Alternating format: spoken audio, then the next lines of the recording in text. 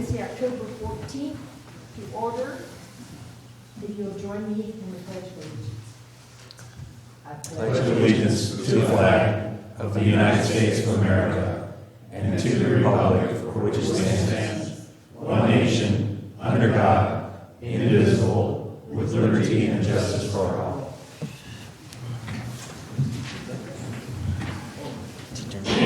Okay. So everyone will turn on their mics, please.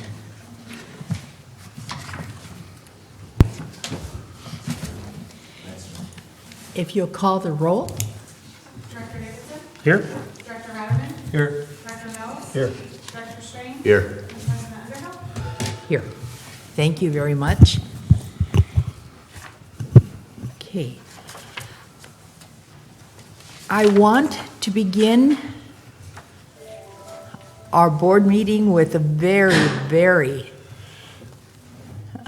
well, I am going to start in a minute, for the National Customer Service Appreciation Week. And this is a recognition of customer services representatives. And Joel is bringing our customer service reps in right now.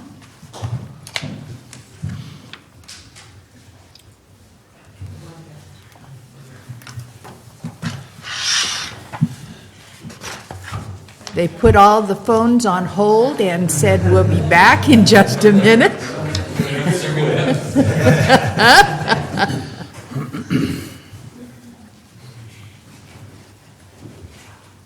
In observance of National Customer Service Appreciation Week, October 5th through the 9th, 2015, the Calaveras County Water District Board of Directors recognizes Corinne Carter, Tiffany Burke, and Rachel Rivera for providing excellent service to our customers. If you ladies will stand up, please, so we'll get proper recognition.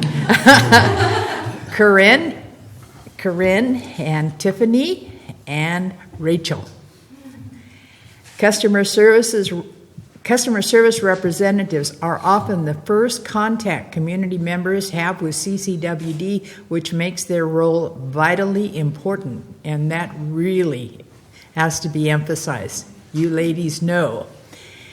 The board recognizes the customer service staff for their vast knowledge of district policies and procedures, professionalism, teamwork, work ethic, and willingness to go above and beyond to give customers a positive experience.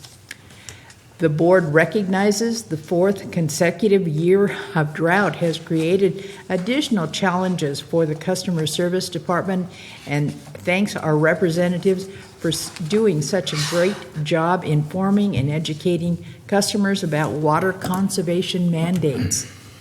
It is truly impressive that these three individuals are able to respond to the needs of nearly 13,000 water customers and 4,700 wastewater customers, which includes answering thousands of phone calls each year. And thousands is underlined, I know. Thank you all for doing such wonderful jobs. Keep up the good work. And Joel, will you please come up to present certificates of appreciation? I would also like to say not only the drought, but also the increase in rates has made your job very challenging at times. Yeah, they probably deserved this more last year. Really, members of the board, these three are absolutely incredible. They work very hard every day, and they do an excellent job under difficult circumstances, especially with the phones. They get hit really, really hard, and so I want to express my personal appreciation as well. They make my job much easier than it would be if I didn't have such strong employees, so it's really wonderful. So Rachel, I want to recognize you. Let's have one sentence for each of you. Rachel, your positive attitude, your team mentality, and commitment to helping customers are truly assets to the district, and so we're really fortunate to have you on our team. Our newest member. Tiffany, your commitment to excellence, the ability to overcome challenges, and your professionalism make you a real asset to our team. So thank you for your hard work. And Corinne, your knowledge and experience, your admirable work ethic, and your ability to work well under a great deal of pressure make you a great asset to this district. So thank you. And if the board would come down, I'd love to get a picture of everyone together right here.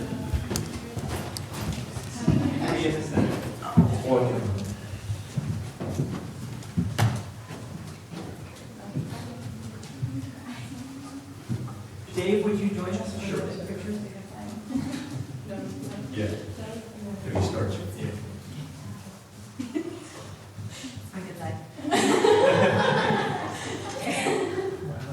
All right, Bertha, you come in a little bit. There we go.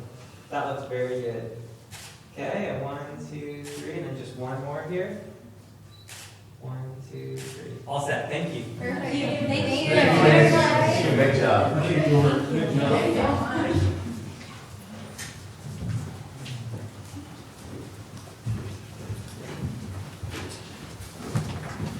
I love it when board members get to take credit for other people's work.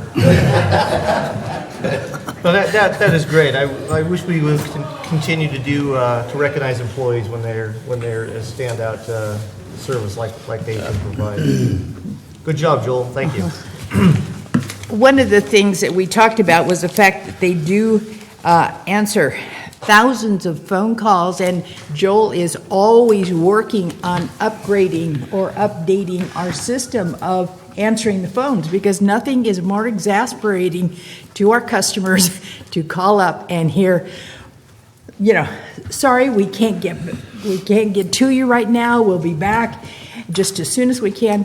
Joel has gone through this rotation thing so that the call is answered on 3543. If someone can't get it, then it turns over to the next rep. If she can't get it, it turns over to the next rep. And then if it doesn't get answered by the reps, then guess who answers the phone? And so they're... You? I was gonna say, then it goes to your number. So I think that's a great additive, and I know that's very, satisfying to customers, because as I say, we hear that story over and over again. I couldn't even get a human being. I'm listening to robocalls or answering machines or whatever, and so we thank you very much, Joel. With the high number of disadvantaged communities that we serve, especially the phone calls that you get based upon, economic issues that are really, many of them just pull at your heartstrings too. So appreciate that.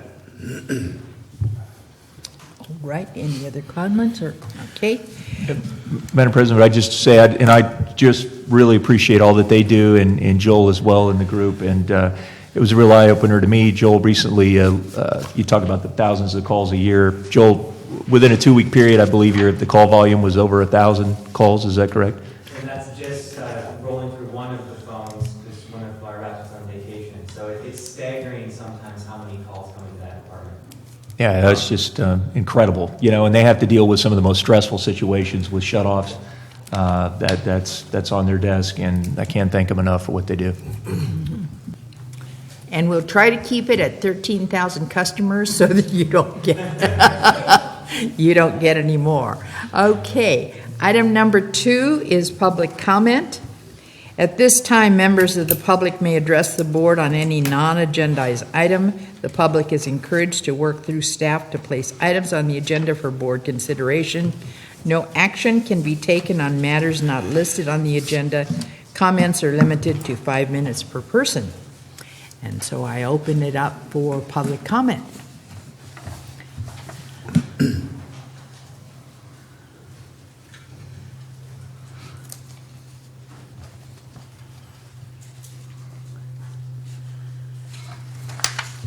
Yes, I'm Gene Corden from Valley Springs. I'm a ratepayer there in town. And I'm here to request CCWD to establish a rate schedule to process raw sewerage from 275 hookups. not to change the town, just to process the sewerage, and not to regionalize.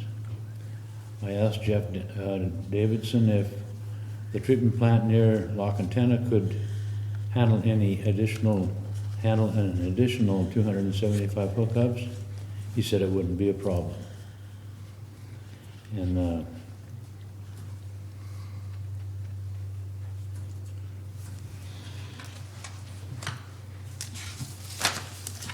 if I present this option to the Valley Springs Public Utility District, they may take action to improve what we have there, to come into compliance with state requirements. If they move it north, they won't have CCWD there to bail them out like they do now in case of a flood condition. And that's pretty much all I have to say at this time. Thank you very much. Gene, you had said you wanted to pass this agenda out.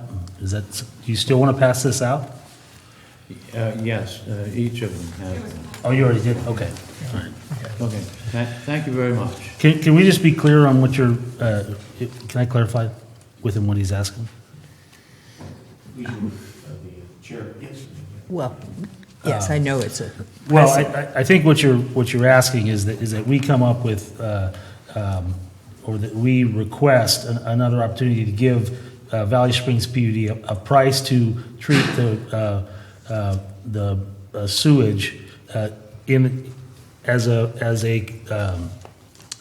what's the word I'm looking for? As an alternative to them building the $8 million treatment plant that they're talking about building. That's exactly correct. Okay, all right. Thank you, and we'll take that under advisement. I'll just say that we have asked our general manager to keep us updated on their progress, and hopefully he'll speak to that here soon as to what we understand that they're up to. So Okay, I'll bring that up at the next meeting, which is the 28th of this month. okay, great. Thank you. Thank Thank you. Thank you, Gene. Do we have further public comment? Okay. Seeing none, we'll go on to item number 3, the consent agenda. The following items are expected to be routine, non-controversial. Items will be acted upon by the board at one time without discussion. Any board member may request that any item be removed for later discussion. 3A, review of Board of Directors monthly timesheets for September 2015. 3B, authorized signatories for Ebbets Pass Reach 3A construction account at Umpqua Bank. Jeffrey Meyer, and those are the 2 items on the consent. Move for acceptance. I'll second. Second, moved by Scott, seconded by Jeff. Call the roll, please. Director Davidson? Yes. Director Ryan? Yes. Director Mills? Yes. Director Strange? Yes. President Morrell? Yes. All right, under new business, item 4A is a discussion, action regarding approving side letter with SEIU Local 1021, amending the wage scale. So you get to play 2 roles. Yeah. Stacy. Okay with you, can I say? Sure. Today's agenda item that I'm bringing before you is in regards to amending the SEIU Local 1021 wage scales. There's a couple additions, or there's one addition of the engineering analyst position, which was approved in our budget for this year. Also, there was an error when we added the facilities technician, maintenance technician position, the beginning of the contract, it just wasn't carried through the subsequent wage scales. And then the last item was we reduced the number of customer service representative classifications. We had 5 levels and we reduced that to 4 levels, and we updated the job description. That took us a few months to accomplish, and with that came some changes in pay ranges since we consolidated the classification levels. And how was that done then with consolidating two steps or whatever it was? So what we did is we did a mini salary survey. We looked at agencies, and we determined how their customer service levels were set up. We worked with the union, and we agreed on the number of levels needed based on the tasks that need to be completed at each level. And then we just kind of played with the numbers to what was fair between reducing it from 5 levels to 4, or reducing it to 4 from 5. Okay, if I might have a motion approving Resolution 2015 to approve the amendment to the wage schedules of the MOU with SEIU, Local 1021, effective July 1st, 2012. Make a motion to I'll accept. Good. Okay. Questions? And you have a question? Stacy, on this proposal that you got here, was this presented to the Finance Committee for a review prior to bringing it before the full board? No. Why not? Why not? I didn't know that it needed to. Okay. It's stated here that it doesn't significantly impact the budget. Those are ambiguous terms in my world, so my question is what is the impact if there is an impact here? Well, we don't know the exact number. I think we were guesstimating between $3,000 and $5,000. Okay. And what is the reason for the realignment of customer service? The customer service job description has been in the works for almost 2 years, I believe it's been. We've been trying to work with the union and the customer service reps. There were some changes that were done several years ago, and employees did not have job descriptions. And so we needed to work through that process, and we needed to make sure that everybody knew what their job duties were based on their classification. So this process, this has been in process for a couple of years, so we needed to make sure we had job descriptions for each employee. So all of these classifications are currently filled positions? No.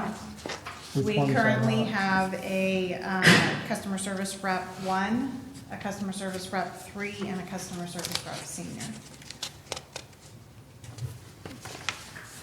Okay, next question is that it, let me preface it by it would have been nice to have the original schedule as part of the package for referencing what the changes were. And what I'd like to do is to go back to the original document, the original schedule, if you mind, and look at the customer service representative step 1, step 3, under the 2% COLA, as currently agreed to in the MOU. You find that that person is scheduled in at $18.37 per hour under the current agreement. I can give you a copy if you'd like. That means the person is making on pay range 6, $42,000 a year. It is a range 6, you're correct. Okay. And the request that you're placing before us here is to amend the MOU for this position and take that same individual to $22.33 per hour at $51,000 per year. That's an immediate 18% pay hike.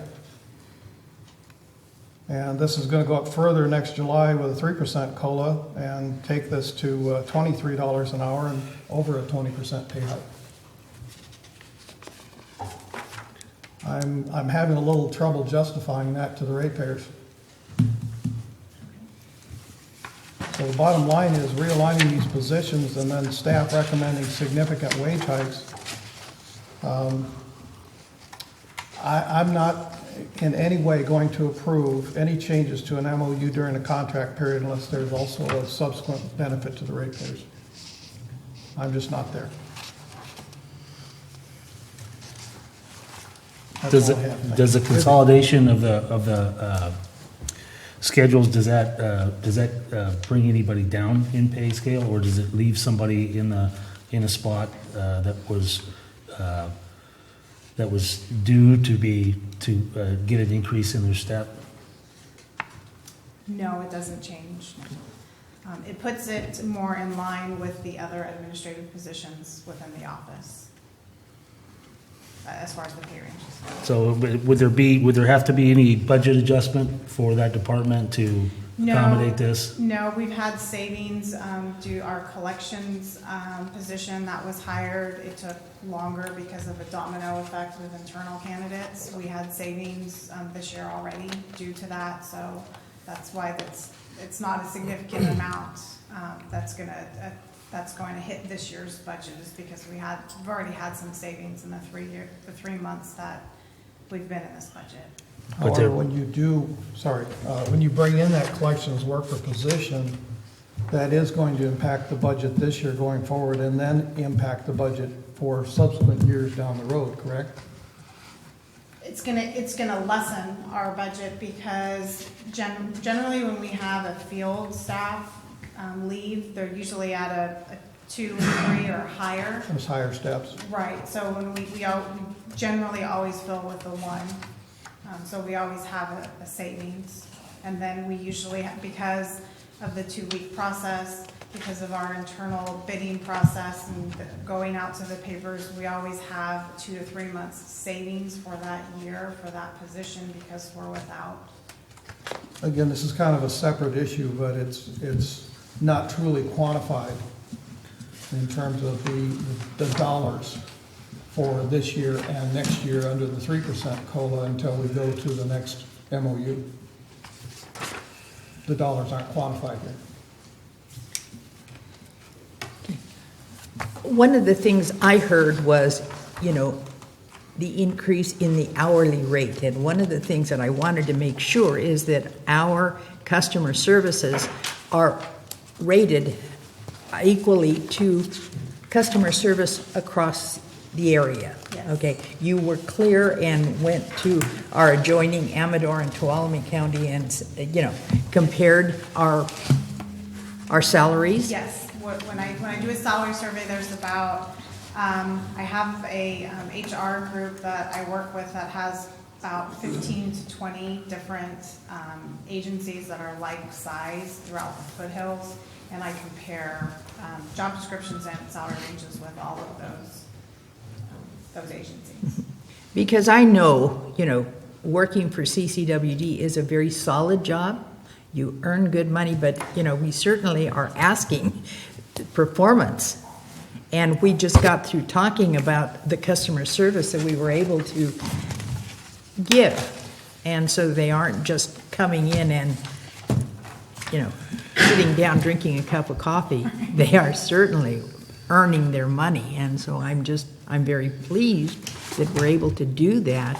And I wanted to make sure that, yes, in fact, you had been working with SEIU to make sure that everything was going to be all right, because we do know that we will be opening negotiations within the next year. Are there any other classifications that are being looked at for job descriptions? I mean, was this like the only one that didn't really have the classifications that we had to resolve, or is there a list of them that you've been working on over time? There is a list of job descriptions both in SEIU and or the list of classifications in SEIU in Management Confidential that have no job descriptions that I'm working on.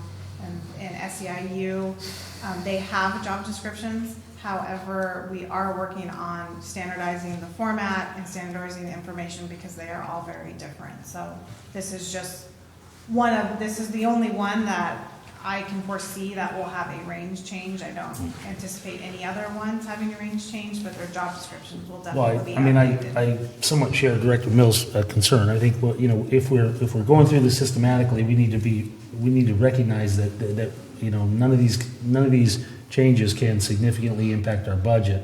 And if we are going to come up with contract negotiations soon, then we can address wage scale at that time. But I'm also confident that the general manager and you recognize that the board is not going to authorize any budget increases at this time. So I hope that that is the tack that you are all taking, and I assume that you approve this and have been directing staff in this regard. Yes, Director Davidson. I mean, we wouldn't be bringing this to you if we wouldn't do this with a request for budget adjustment, and it is because we can live within our means.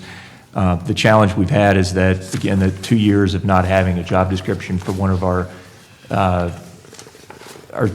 positions that are really our front line for public relations, and they're under immense stress and doing their job, and we really want to be able to retain the people we have. Are fantastic. We're incredibly lucky to have who we have, and to continue to retain them and to be able to resolve some of the issues by not having clear lines of job duties. That's been a real challenge, and I've got to really thank Stacy for her hard work, and really and this is a process where we had to, many meetings with SEIU and those affected to come up with what you see today. So. Any further board No, discussion? I think that Director Mills does bring up a good point too about, the fiscal committee. I don't know if, I would assume that any changes in budgets and things like that would go through them. This didn't, but I would also like a better explanation of what I heard was an 18% increase in salary and how that comes about. So whoever can best explain that to me. I can work with Jeff on giving you, I don't have the current wage scale. It's also important to recognize, when you're at the bottom of the pay scale at $18 an hour, Right. We're in a state that, we have people talking about raising the minimum wage to $15 an hour. When you get an increase, it's going to be a higher percentage, typically. It isn't like some of the people that we have at the higher end of the pay scale that get a couple bucks more an hour. I think that wage, is recognizing that we have a good benefit package and security and all that. But I'm not alarmed by that wage. My concern is, are we going to live within the budget that we adopted?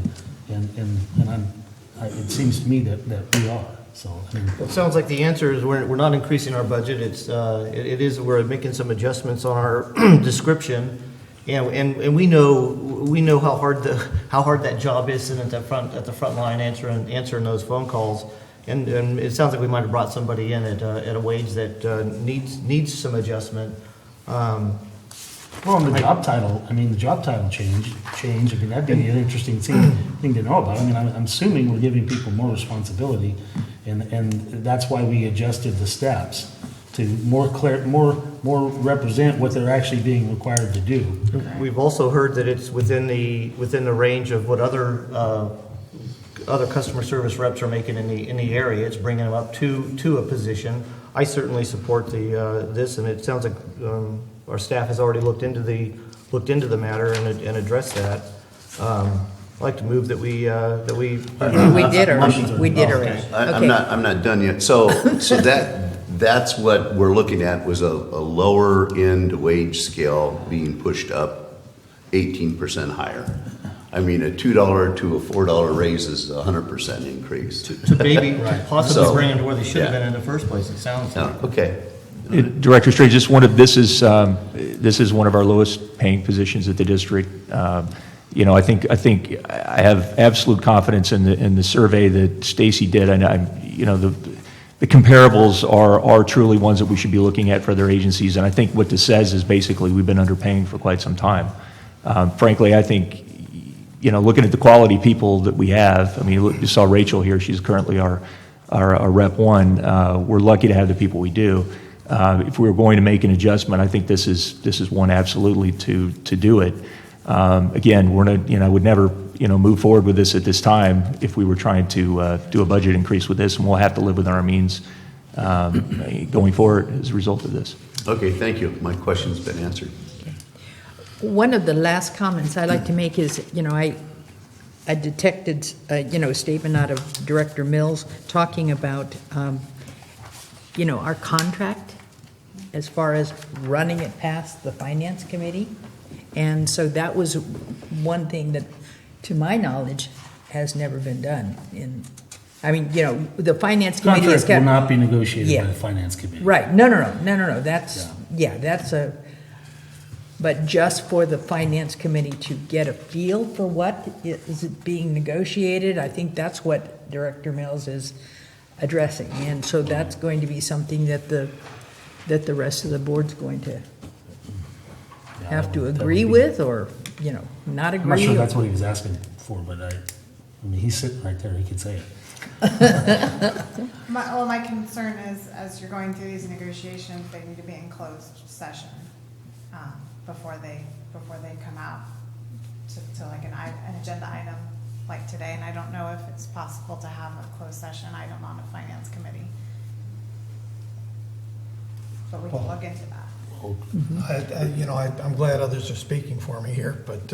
Well, I I thought think that's you're what you said. Looking for clarity, and that Yeah. is that we do have a finance committee, and it's for a purpose, and the purpose should be to properly vet these kind of requests, and be sure that all those questions are answered, so we're not sitting in a full board meeting having these discussions. We've got a lot of them out of the way. And that was the whole purpose of, when you're changing something that affects finances, even if it doesn't affect the budget, it still should have some vetting through the finance committee and discussions there. That was the whole point. Okay, And Madam President, I want to use the Finance Committee for exactly that purpose. I guess the question, any guidance the board could provide on what items should or shouldn't go into that committee, because there's, so many of the things you're looking at today, like T-STAN, RWM, they have financial implications associated with them. What really should be vetted through finance first? I'm open to whatever suggestions, because I want to make sure that we're using that effectively, and do appreciate that we do have a finance committee. okay. Seeing no more discussion, if you'll call the roll. Oh, excuse me, it's open to the public? I'm Peter Racing, gentlemen. Good morning. Would you? Yes. Better? I'm sorry, I got such a soft, sensuous voice. I should keep it down. First of all, I don't see any total amounts.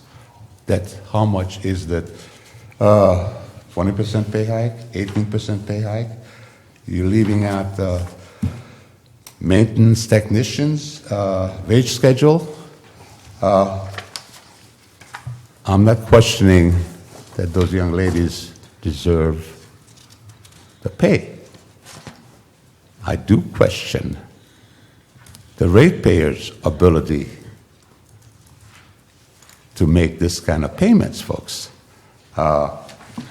You talked about thousands and thousands of dollars. When you add up the individuals involved in it, that's substantial. I mean, it's wonderful. I mean, I love the young ladies coming in here, and I'm sure it was totally coincidence. But, folks, can your constituents afford, before even getting to labor negotiations, to set a certain number that you're going to negotiate on top of that? I realize it's a business, and it's nice to keep up with the Jones next county. But you talk about lots of money, very iffy and questionable. Can you afford it? Can your constituents afford it? It's not a question of they deserve it. I'm sure you all deserve more money. Everybody in this organization deserves more money if you ask them. But somehow, first of all, it doesn't mention the total number of dollars that will affect the budget. And I got the impression in prior meetings that you're not going to be exactly floating in money in the near future. You know it. But something that's more important to me, can your constituents afford the generosity that you're expressing? I'm not questioning that they're worth it or not. I'd like to see everybody driving a Tesla. But can this organization really afford this generosity?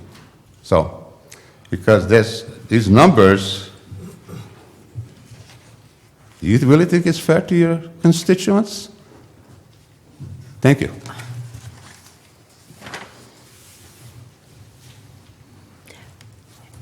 Further public comment?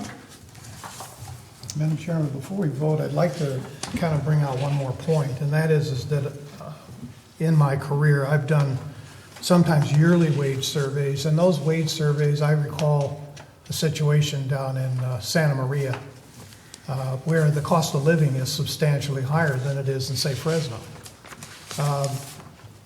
That going out and doing a wage survey amongst the other agencies limits your job pool. Your job pool is anybody who is qualified and capable of doing the job and what pay rate they would accept for doing that job. And it isn't what the agencies throughout these various counties are willing to spend. It's what anybody is willing to spend to provide a good, solid workforce within that organization. So I'm a little bit concerned that we are just spending time looking and doing wage comparisons amongst the other agencies, amongst the other counties, rather than talking about the entire job pool that is available right here in Calaveras County and what can we get for them in relation to what we'll pay them. And if they're willing to work for that wage, then we've reached an agreement, and that's all we need to have. We don't need to go further. So I rest my case. Call for the vote. Director Davidson? Yes. Director Rideman? Yes. Director Mills? No. Director Strange? Yes. President Underhill? Yes. Item 4B, discussion action regarding implementing Stage 2.5 mandatory water conservation measures. Joel Metzger.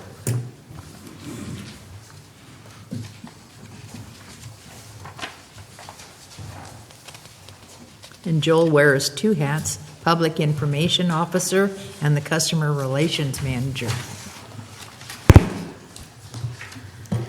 Good morning, Madam Chair and members of the board. Today I'm going to talk to you all about Stage 2.5 conservation measures, which would be a change from 3.5 that we've been under throughout the summer. And I'm going to give you a brief summary of what led us to this point and go over 2.5 with you. As you all know, and we've talked about in past meetings, there's been a 4-year drought, 4 consecutive years of drought, and the state has taken a number of actions to address this drought, which have generally increased as the drought has gotten worse. The governor first asked for voluntary conservation, and then early this year, he asked for mandatory conservation. And that led to the State Water Board being tasked with developing measures that would achieve a 25% reduction across the entire state.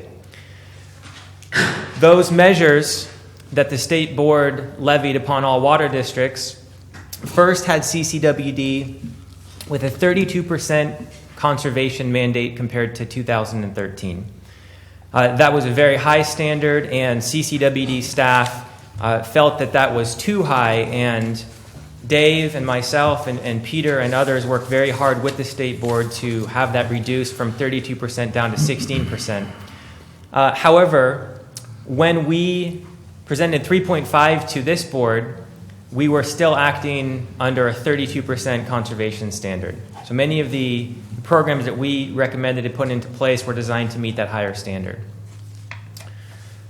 Joel, I'm sorry to interrupt, but if I can just let the board know exactly why we would have done that. Okay. It was because we really had to get our enhanced conservation requirements in place to be ready for June 1, because that was the key period of time for us to meet our requirements in this regulation were June through August, and if we didn't make it then, and I think we'll see with some of the numbers right now on water use, it's just, the height of water use being in the summer. So I just wanted to note that. That's right. So the regulation, the time we're being measured on began in June and goes through February. In conjunction with the conservation mandates, the state launched a very large public outreach campaign. The governor made many speeches, and also Aqua created Save Our Water, which has really saturated California with water conservation messaging, and that's been a huge help to our local efforts. A little bit later in the summer, they launched a program to replace turf and toilets, and there will be more programs of this nature to continue these efforts from the state. The local response from our district was to first, in 2014, implement Stage 3 conservation mandates. That led to a very successful summer. We saved 18% compared to the prior year between June and February, which is the time frame that the state measures all water districts. In 2015, the governor issued the executive order for 25% mandatory conservation, and that led this board to increase our conservation restrictions, and staff recommended implementing Stage 3.5. We put that into place on May 13th, 2015, and it has been incredibly successful. In fact, it's been more successful than I even imagined it could be. We have had savings up to 40%, very close to 40% for some of the highest use summer months, which is a huge accomplishment by our customers and resulted from great sacrifice from our customers. Some of the things that we've done, in addition to the 3.5 conservation standards, we're handing out free supplies and partnering with local hardware stores. We also launched a water conservation rebate program that helped our customers buy toilets, washers, irrigation controllers, and irrigation efficiency upgrades. But I think that the most effective thing that we did was the public outreach campaign, and that was a district-wide effort, including this board and all staff members, letting people know about the drought, conservation, and why it was important to conserve water, and that this was really a state-mandated conservation order. And this list of things are just some of the things that we did. One of the things that I think was especially effective was going out into the community and appearing at community meetings and having the face-to-face contact with our ratepayers. I think that really had a big impact. Places like EPOC, where you can talk to a group of active community members and they can get the information out to many thousands of more people. So all of these measures that we took to educate and inform our ratepayers were very successful really from the beginning. We put this into place in May, and we saw large decreases in water use starting in May, and that's continued throughout the summer. So just to give you an idea of what the results that we've had, in May we were down by 38, and keep in mind this is compared to 2 years ago, 2013. June we were down by 40%, July 39%, August 34%, and I just got the September numbers a couple days ago, and we were down by 29% in September. And keep in mind that this is compared to a 16% mandate by the state. To give you a graphic presentation of our reduction, the red line is 2013, which is our base year. The blue line is 2014, and the green line is the current year, and we're through September at this point. So it's very clear that we are way under 2013, and for the most part are even under 2014 usage. The average between May and September is 36%. So if we look at the states measuring us from June through February of next year, even if we had 0% reduction compared to 2013 for each of the following months till the end of this period, we would still average a 16% conservation standard. That's how well we've done over the summer, and that's again due to the sacrifices of our customers over the summer. We're way ahead of where the state expected us to be. So I'm hoping to go over some factors that we've considered, and believe me, Dave and I have talked at great length about the conservation program and where we should be going, and we put a lot of thought into this. Again, we are well ahead of the state-mandated 16% conservation target. We're also moving into the winter season. We're hoping it's going to be a rainy season. Days are shorter, weather is cooler, and the current program is not fitting our customers' needs. One example of that is we don't allow people to water until 7 o'clock in the evening, and it's basically dark at that point. So we've had a lot of customers say this really isn't fitting my ability at this point. We appreciate a little bit more flexibility.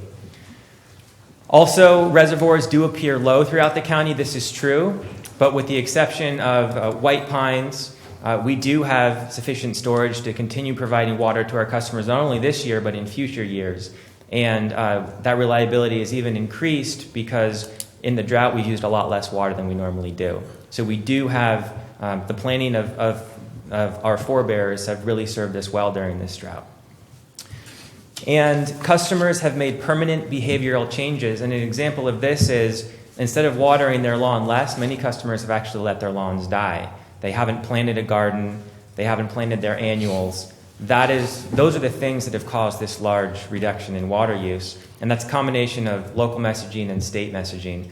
So even with the relaxing of these standards and the flexibility we're asking this board to approve, we don't expect the water conservation to drop off significantly because these choices are permanent. And also, we're moving into the winter season where not much outdoor watering takes place. The main savings we would see in the winter months would be in indoor, and it's much more difficult to achieve savings indoor compared to outdoor. And another factor that is very real to me is what's called conservation fatigue. And this is something that the Association of California Water Agencies talks about, something that I'm on the Aqua Communications Committee that we've talked about extensively there. When you have high levels of restrictions for long periods of time and nothing changes, customers eventually lose their ability to really be committed to these restrictions. They get fatigued, and you tend to be less effective if you have to make changes to ask them to do more conservation or even stick to the conservation standard that they've been asked to stick to. It's a very real thing, and so if we can give more flexibility during the winter and then evaluate the conditions, we should have a much better response next summer if the drought continues and we need to bring back a higher level of restriction. And finally... Joel, I'm sorry, I'm just going to interject. I think that's a really important point that we, again, those summer months are the key months for us, and it's outdoor water use primarily. I mean, the target has been turf. And we want to make that as effective as we can when we have to make that call to customers to really reduce their water use during those summer months. And so it's our thought that if we can provide more flexibility now and keep that in our back pocket so that we can go back to a higher level as needed, then we preserve the effectiveness of it. And also recognize the incredible contribution of our community. I mean, it's amazing. And this has gained wide attention. I mean, this has been the Aqua Brief, the State Water Board on this, and I know the next point goes to some of that as well. But it's really the state has taken notice of the incredible contribution of our customers. Yeah, they really have. John Mills, who works as a consultant for us, recently spoke with a state board member, and she expressed just amazement in how much we had reduced, and indicated that we don't necessarily need to go this far above and beyond. They're not asking people to cut back at this level. That makes me feel good that the state board is seeing what we've done, appreciating what we've done, but realizing that we need to make sure we take a realistic and common sense approach to our conservation program. And they're the ones that we need to make sure we continue staying in line with their policies, because it's likely we'll see new regulations come out next spring, and none of us are really quite sure what those are going to be. It'll depend on the conditions. Joel, I've got a question. The unaccounted for water was a significant volume. Right. Is there anything, or can you do anything in regards to water conservation with that, or have those numbers been plugged into the conservation stuff? And if so, can you explain that? Absolutely. Director Strange, unaccounted for water was one of the key components of working with the state board to reduce our conservation standard from 32% to 16%. The second key component was the population that was seasonal, called peak population. We applied a peak population multiplier to our Highway 4 corridor service areas to account for the influx of tourists and larger groups that come into our county during the summer. Unaccounted for water, some water agencies include that in their residential gallons per capita day report to the state. In other words, they assume that that's part of the equation for what their customers use. We took the amount of water produced at the plant and we subtracted out the amount that we actually sold. What's left there is non-revenue water that either went to fire hydrants, went to flushing, was stolen, or potentially was lost due to leaks, due to our aging infrastructure. That is not being counted against our customers. We can get big savings by doing things like replacing Reach 3A, and that's why our capital R&R program is so important. But it is not currently affecting our conservation standard because the state is looking at how much we produce at the plant. Now, if we can get some savings, we will help our GPCD to an extent because we'll be able to drop down the total non-revenue water. But the state is really looking for how much you reduce and how much you produce at that plant. Now, we are repairing pipes and we're doing our best to drop that down.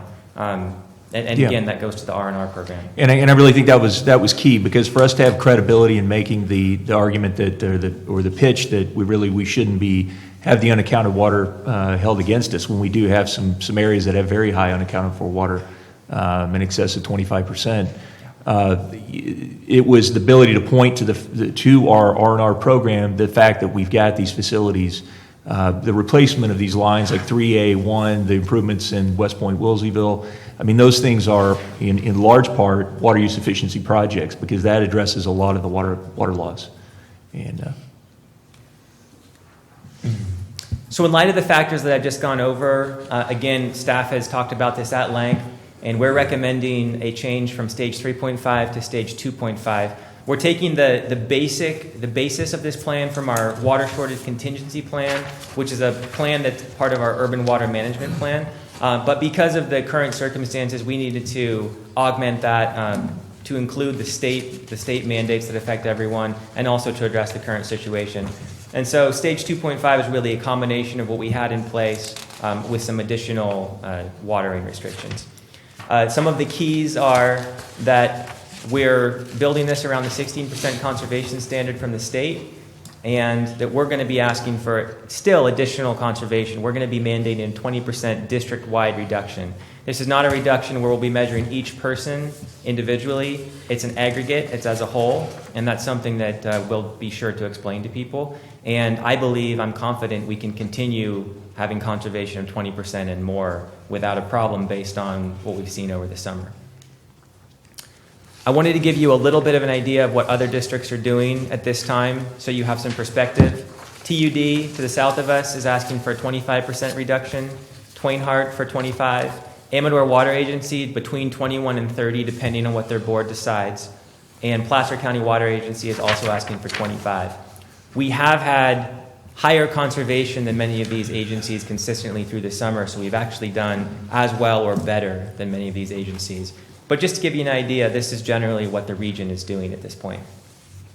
So the key changes between 3.5 and 2.5 are, again, the 20% reduction in potable water use, and we're asking customers to water no more than 3 days per week outside. We're also asking customers to avoid watering between the hours of 10 a.m. and 2 p.m., which is still the hottest part of the day, and you'd have the most evapotranspiration during that time. You all have the stage 2.5 flyer that I've made up, which has the full changes, and that can be compared to the 20-point plan that was in place during 3.5. The enforcement is going to stay the same. Again, this board is giving staff the authority to enforce the ordinance and stage 2.5, which is part of that ordinance. All these measures are coming over from 3.5. They'll just be applied to the new standards.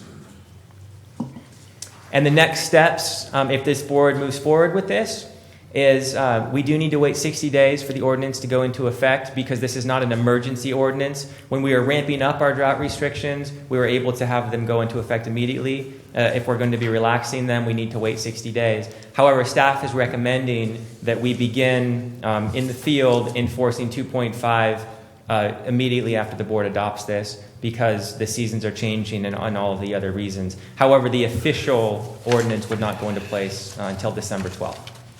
Also, the stage 3.5 road signs need to come down throughout the county, make up new flyers. I would let all of the customers know about the new standards by putting an insert in their bills over the next 2 billing cycles. And then I have a public outreach plan, which I designed for 3.5. I revised that for the current conditions. It's a 16-point plan of ways we can get the word out about this, and I'm happy to provide that. And then finally, we know that this is a changing landscape. We don't know if we're going to see an El Nino, if we're going to have another extreme drought year.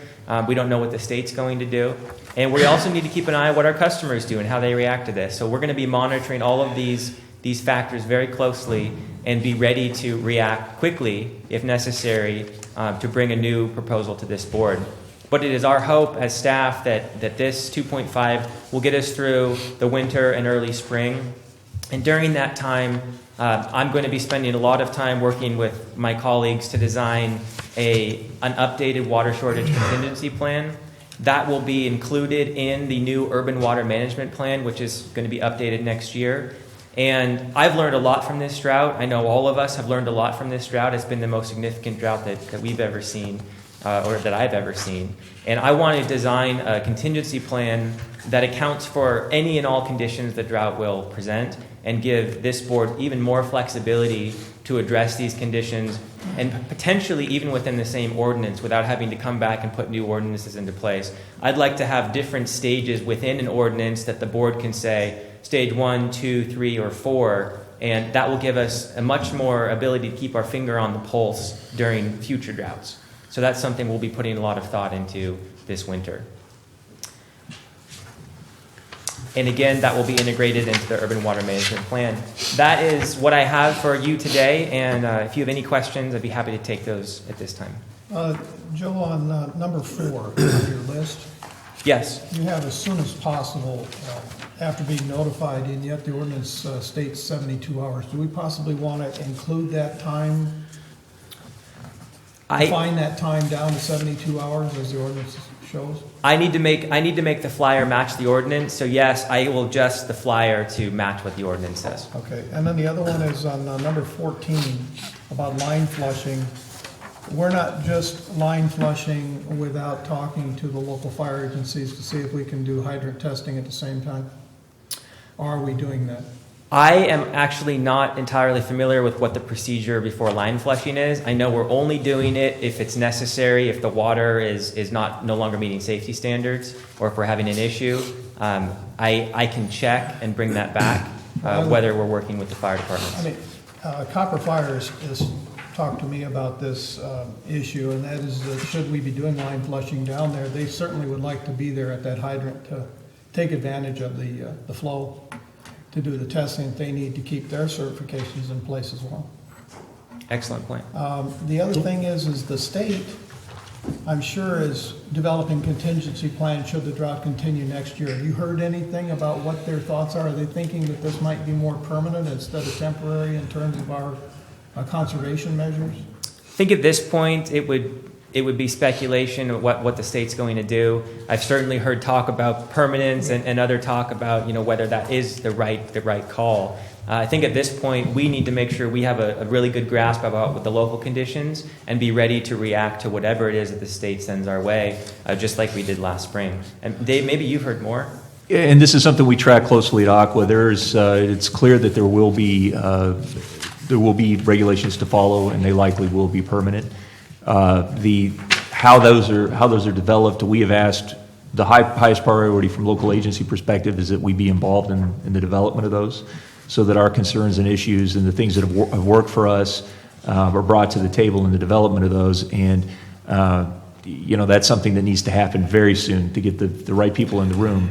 That was one of the frustrations with this process. It was so fast. It was on a fast track because, again, they had to get things in place before the summer, that there was very little opportunity to work together to bring in the local agencies as well as some of the other agencies like the Department of Water Resources, which has an entire office of water use efficiency that we've spent countless hours working with and continue to. It's one of the things that John Mills does for us is the water use efficiency side is trying to influence the development of the next round of water use efficiency requirements like 20 by 2020 and its successors. So that's where we are right now, but we have to be prepared for that. And again, I think this gives us the most flexibility. That fatigue issue is really something I'm very concerned about. I just want to note, it would be easier, I know on you, Joel, if we stayed at 3.5, because you don't have to go out and do all of the information on getting this out to the public that, hey, we're doing something a little different now. Just let the board know this is, one of the other many hats that you wear, and I really appreciate all the time you put into all the many meetings that you've had to go to and fielding calls and everything else on this issue. And I know there'll be more to come, and you do that in addition to the customer service duties and other things, and I really appreciate that. I have a couple questions, both of you. Yeah. I don't want to be nitpicky, but there's a couple things that I wish were a little different. The tone of these measures is also negative and just it's just, we're basically requiring our customers not to do things. And I just wish that we would say things, differently. Like, for instance, number 3, it asks customers to water no more than 3 days. Why wouldn't we say up to 3 days a week? It's just this number 5, excessive irrigation that allows water to spray into adjacent properties, streets, or other right-of-ways is prohibited, period. And we don't need to say and considered a waste. It's immaterial. I'm curious about number 11, the whole restaurant not serving water thing.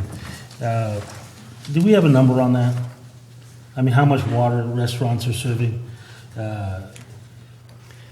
I don't have a number. The reason that's in there is that it's coming from the state, and we need to make sure that we are in alignment with what the statewide regulation is. That's under the governor's emergency order from last spring, where he mandated 25% requirement. One of the other items in there were just this exact thing on the other things that are deemed to be wasting of water and not providing water to a restaurant except upon request. And so we haven't, we have no say over those, and we have to. We're That's required just one to of the incorporate requirements. those. That's the exact language. Yeah, we're required to incorporate those into our measures as well. And then on 15, it basically says that CCW customers will follow the law. And the reason for that is we do expect, as Dave mentioned, there will be changes. We may not have an ordinance in place as soon as those changes happen. So we're trying to make sure that our customers know that we are going to be requiring them to follow the state law. Yes, we would hope everyone would do that anyway. We just want to. We're not going to enforce it. So why are we? I mean, we're not going to. If they violate the California law, I assume there's a California agency that's going to come be upset with them, not us. So we're not the regulatory agency to oversee that, are we? Well, we're required by the governor's order to carry forward with those mandates on conservation and water use efficiency. So the things like the prohibitions on watering of medians, public medians, those kind of things, the enforcement So the responsibility state has, falls to us. that is the burden that the state has It given is, us. yes, it's passed through to us. Have they sent their check? We'll send them an email asking them Send them a bill. unfunded I mandates. I think that I think we went too far in the conservation measures, and I understand why we did, and because it was, there was a lot of pressure and the $10,000 a day fine and all that stuff. But I just want to see us, it's like when we go forward with this thing, the whole idea that people they didn't plant gardens this last year. I mean, people moved to Calvert County to have a little open space, to have a garden, and while I'm even reluctant to tell people that they shouldn't have a lawn in a water-rich county like we are, I think we want to be able to encourage people with comparisons of water usage, a garden will use this much water, a lawn will use that much water, and let them make a decision based on that. So I just want to see our stuff to be encouraging the responsible use of one of our best natural resources, if not our most valuable in the county.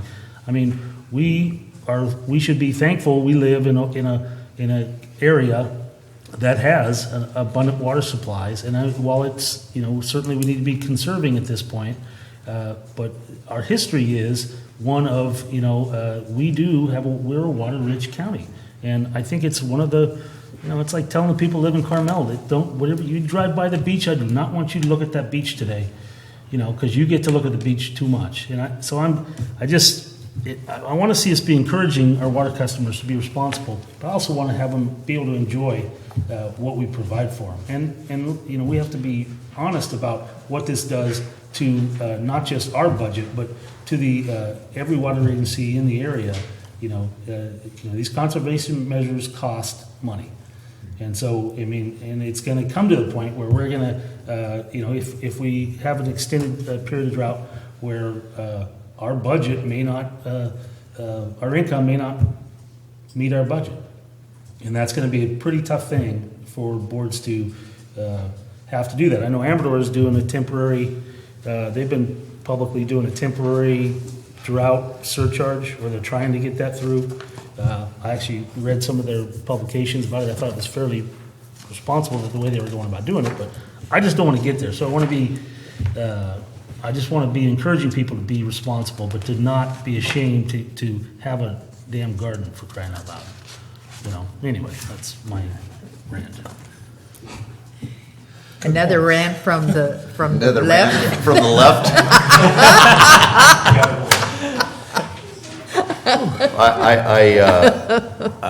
I hear what Director Davidson is saying, although I would certainly disagree that we've gone too far in conservation, just because we have an uncertain future.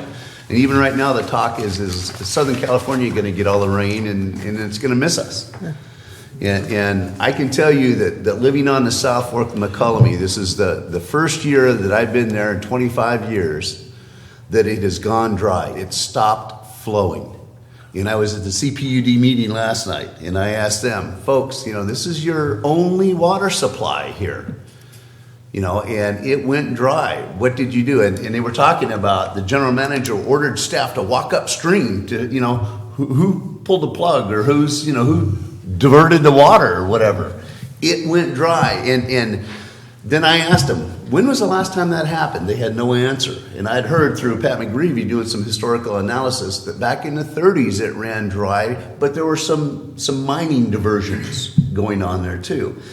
So again, are we guaranteed to get water next year? If so, yeah, we've gone too far. Let's relax our conservation measures. But if it hasn't, then what's going to happen if suddenly, the Middle Fork, our only summer supply of water to our West Point and Wilseyville constituents, and yeah, we have a reservoir there, but now if CPUD needs to tap into that. So it's anyway, that's all I'll say is I don't necessarily share the same statement that we've gone too far from water conservation, but I also know that, yeah, many people enjoy and want to have gardens and all, and that's very important for the large open space that folks enjoy.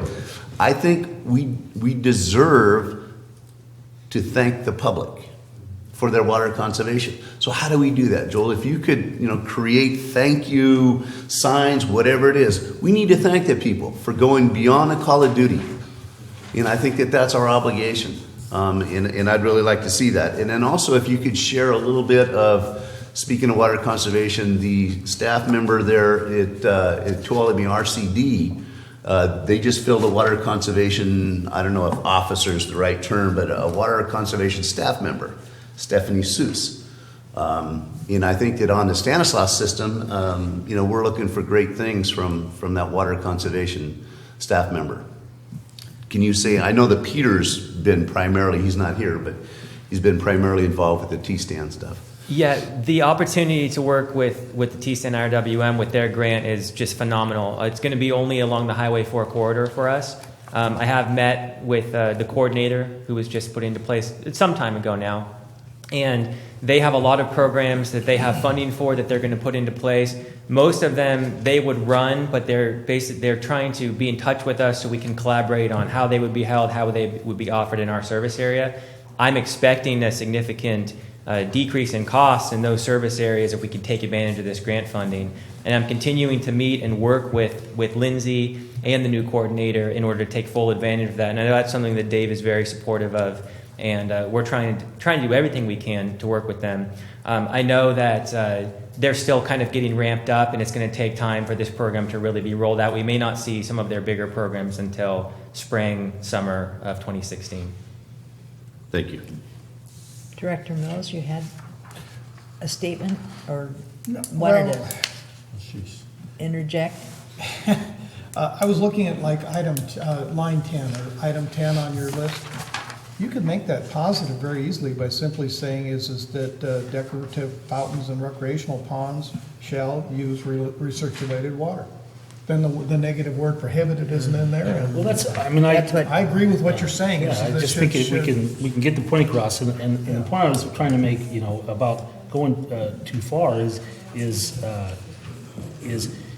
we can educate people on how to reduce their water, not by not restricting them, because the public has shown the desire to do it, and I want to be, go farther with our information regarding, how much water does a typical 10 by 12 garden use? Or if you have drip irrigations on 20 fruit trees, we want to have, people want to have that here. That's why they moved to Calaveras County. So I want to be able to give them as much information as possible. And then they've shown us that they will make the right decisions. But I think it's imperative up to us, not just to talk about ornamental, native plants and things of that nature, but to go farther about what we think will give them the quality of life that they moved here for, while still conserving. And I think I think you're forgetting, Terry, about the new typical diversion that's up on the McCullamy. It's agricultural. Well, there's laws against that. Or is it pharmaceutical? I can't remember. Humboldt County, here we go. Is it gonna give them the munchies? Yeah. One of the things that I want to bring up is the fact that, you talked about conservation fatigue, and it's really very interesting to hear how many of the ratepayers up the hill have been conserving since the 70s. They say, oh, this is not new. This is what, we've done. This is what I taught my children. And speaking of children, I want to make sure that we continue with our outreach to the schools, because just because it's going to rain, and I'm saying that very positively, we still have to, keep these conservation measures fresh in their minds. And I know that you've been working with the superintendent of schools, Kathy Northington. And she has actually reached out to all teachers in both the North County and South County and placed an invitation for me for them to say, could you come to my classroom and make a presentation? And so as I've had time, I've scheduled those in, and it's really fun, and the kids love it, and they're taking that information home and they're sharing it with their parents and their siblings. And I like what I'm hearing from the board about the positive note of conservation rather than the negative, and I think that we could work to basically change the tone a little bit, and that's certainly something I think would be really impactful for children. This is a positive thing, not a you can't, but this is what you can do to be responsible. And I think I could make some modifications to this flyer that still reflect our ordinance, but have a little bit of a different tone. I would appreciate that. And one other thing in regards to the golf course thing, because, just on social media and when people talk to me about this or that, people get all worked up about golf courses. If there were a way to explain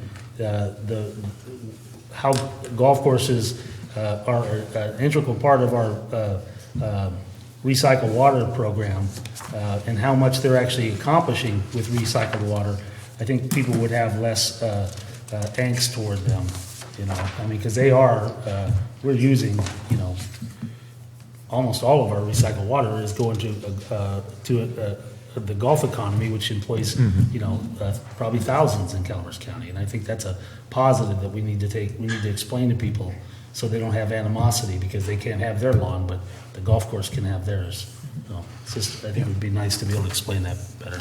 That's a great point. I just want to note that our golf courses have done incredible conservation efforts by our local golf courses. We really have seen, you can noticeably see the irrigated area on the golf course having changed.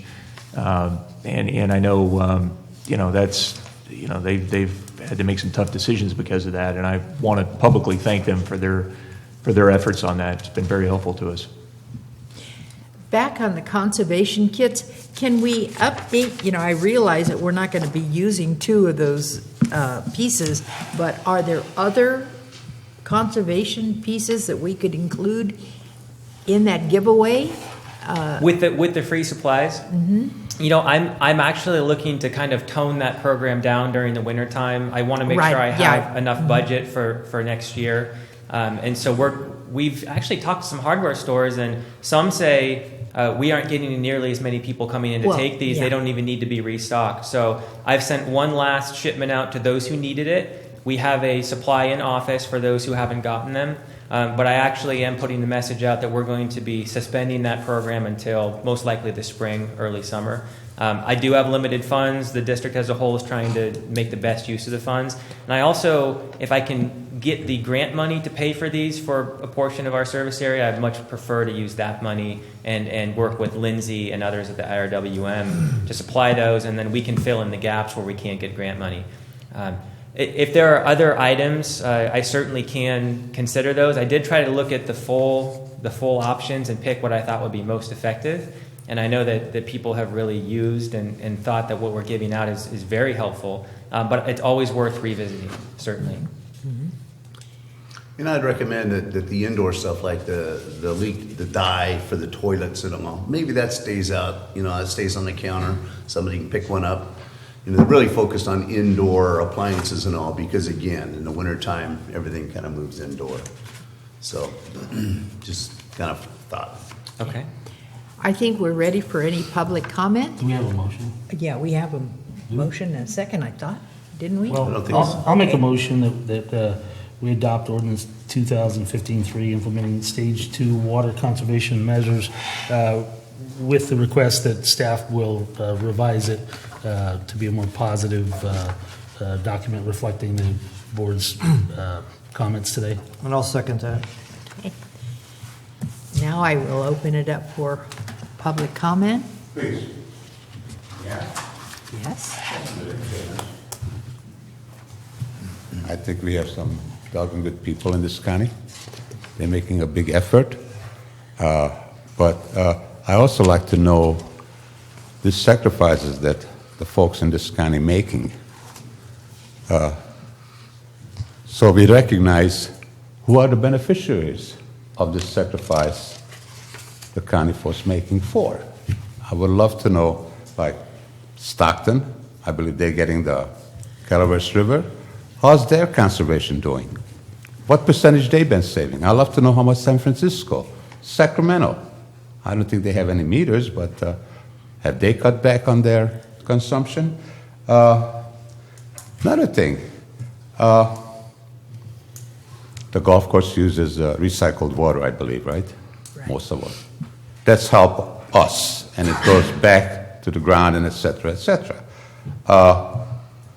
Also, it's mentioned that, well, down in Southern California, they pay people to pick up the grass and put artificial turf. Now they all of a sudden discovered that the artificial turf is poisonous. You heard about that, I'm sure. So that's our money also. The other thing is that it's nice that your constituents saving all this money. I would love to know company name Nestle's, and they got Arrowhead 100% mountain spring water, costing them $524 a year. You know how much water they're taking? 27 million gallons, folks, for $524 a year. That's Nestle's, who owns Arrowhead 100% mountain spring water. Now you tell me that people should sacrifice their garden, their lawn, cutting back on animals or whatever, etc. I have a couple of trees. If I got my avocado tree growing, I'm happy for a city boy, or my cherry tree and my fig tree. I will water it. And if I have to take the water out of my wash machine or my sink, I will water those plants, okay? And I appreciate what Joe's doing. I love to hear what Sacramento promoting, their propaganda. But I would like to know more about it, for who and what your constituents in this county sacrificing for. I'd like to see what steps they've been taking to reduce water consumption. Thank you.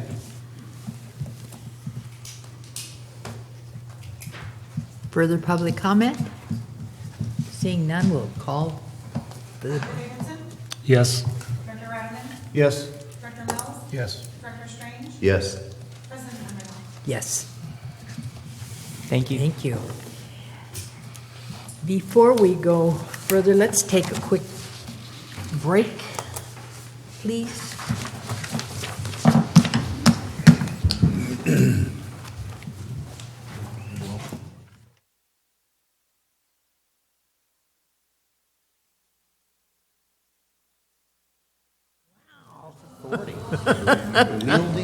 Wielding the authority.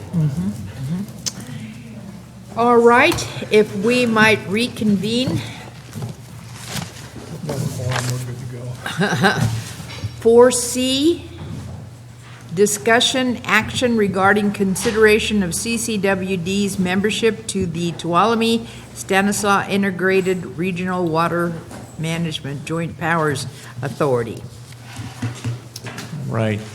Madam Chair, members of the board, this is the final action in a series of actions this board has taken within recent months to formally become a member of the Joint Powers Authority of the TSTAN, the Tuolumne Stanislaus Integrated Regional Water Management Program. That most recently, this board adopted a resolution to adopt the TSTAN RWM plan itself. We were part of the development of that plan. Basically these efforts are efforts that have largely been funded by the state and are a vehicle for us to obtain state grant funds like the Prop 1 money that's coming out. Some of it's coming out now, some will be coming out in the next year. Some specifically only for RWM groups, so you have to actually apply through those groups. And so we have, the board's direction was to pursue joining the JPA, because up until now we've only been a member of the WAC, the Water Advisory Committee. They're basically two bodies that interact on the TSTAN JPA or the TSTAN RWM, and I'm sure you're all very familiar with this. But you have the JPA board itself, which is the governing entity, so it makes final decisions on the policy and for the actual effort itself, the group, and makes decisions on the final decision on which projects are actually advanced to the state and to other grant sources for funding.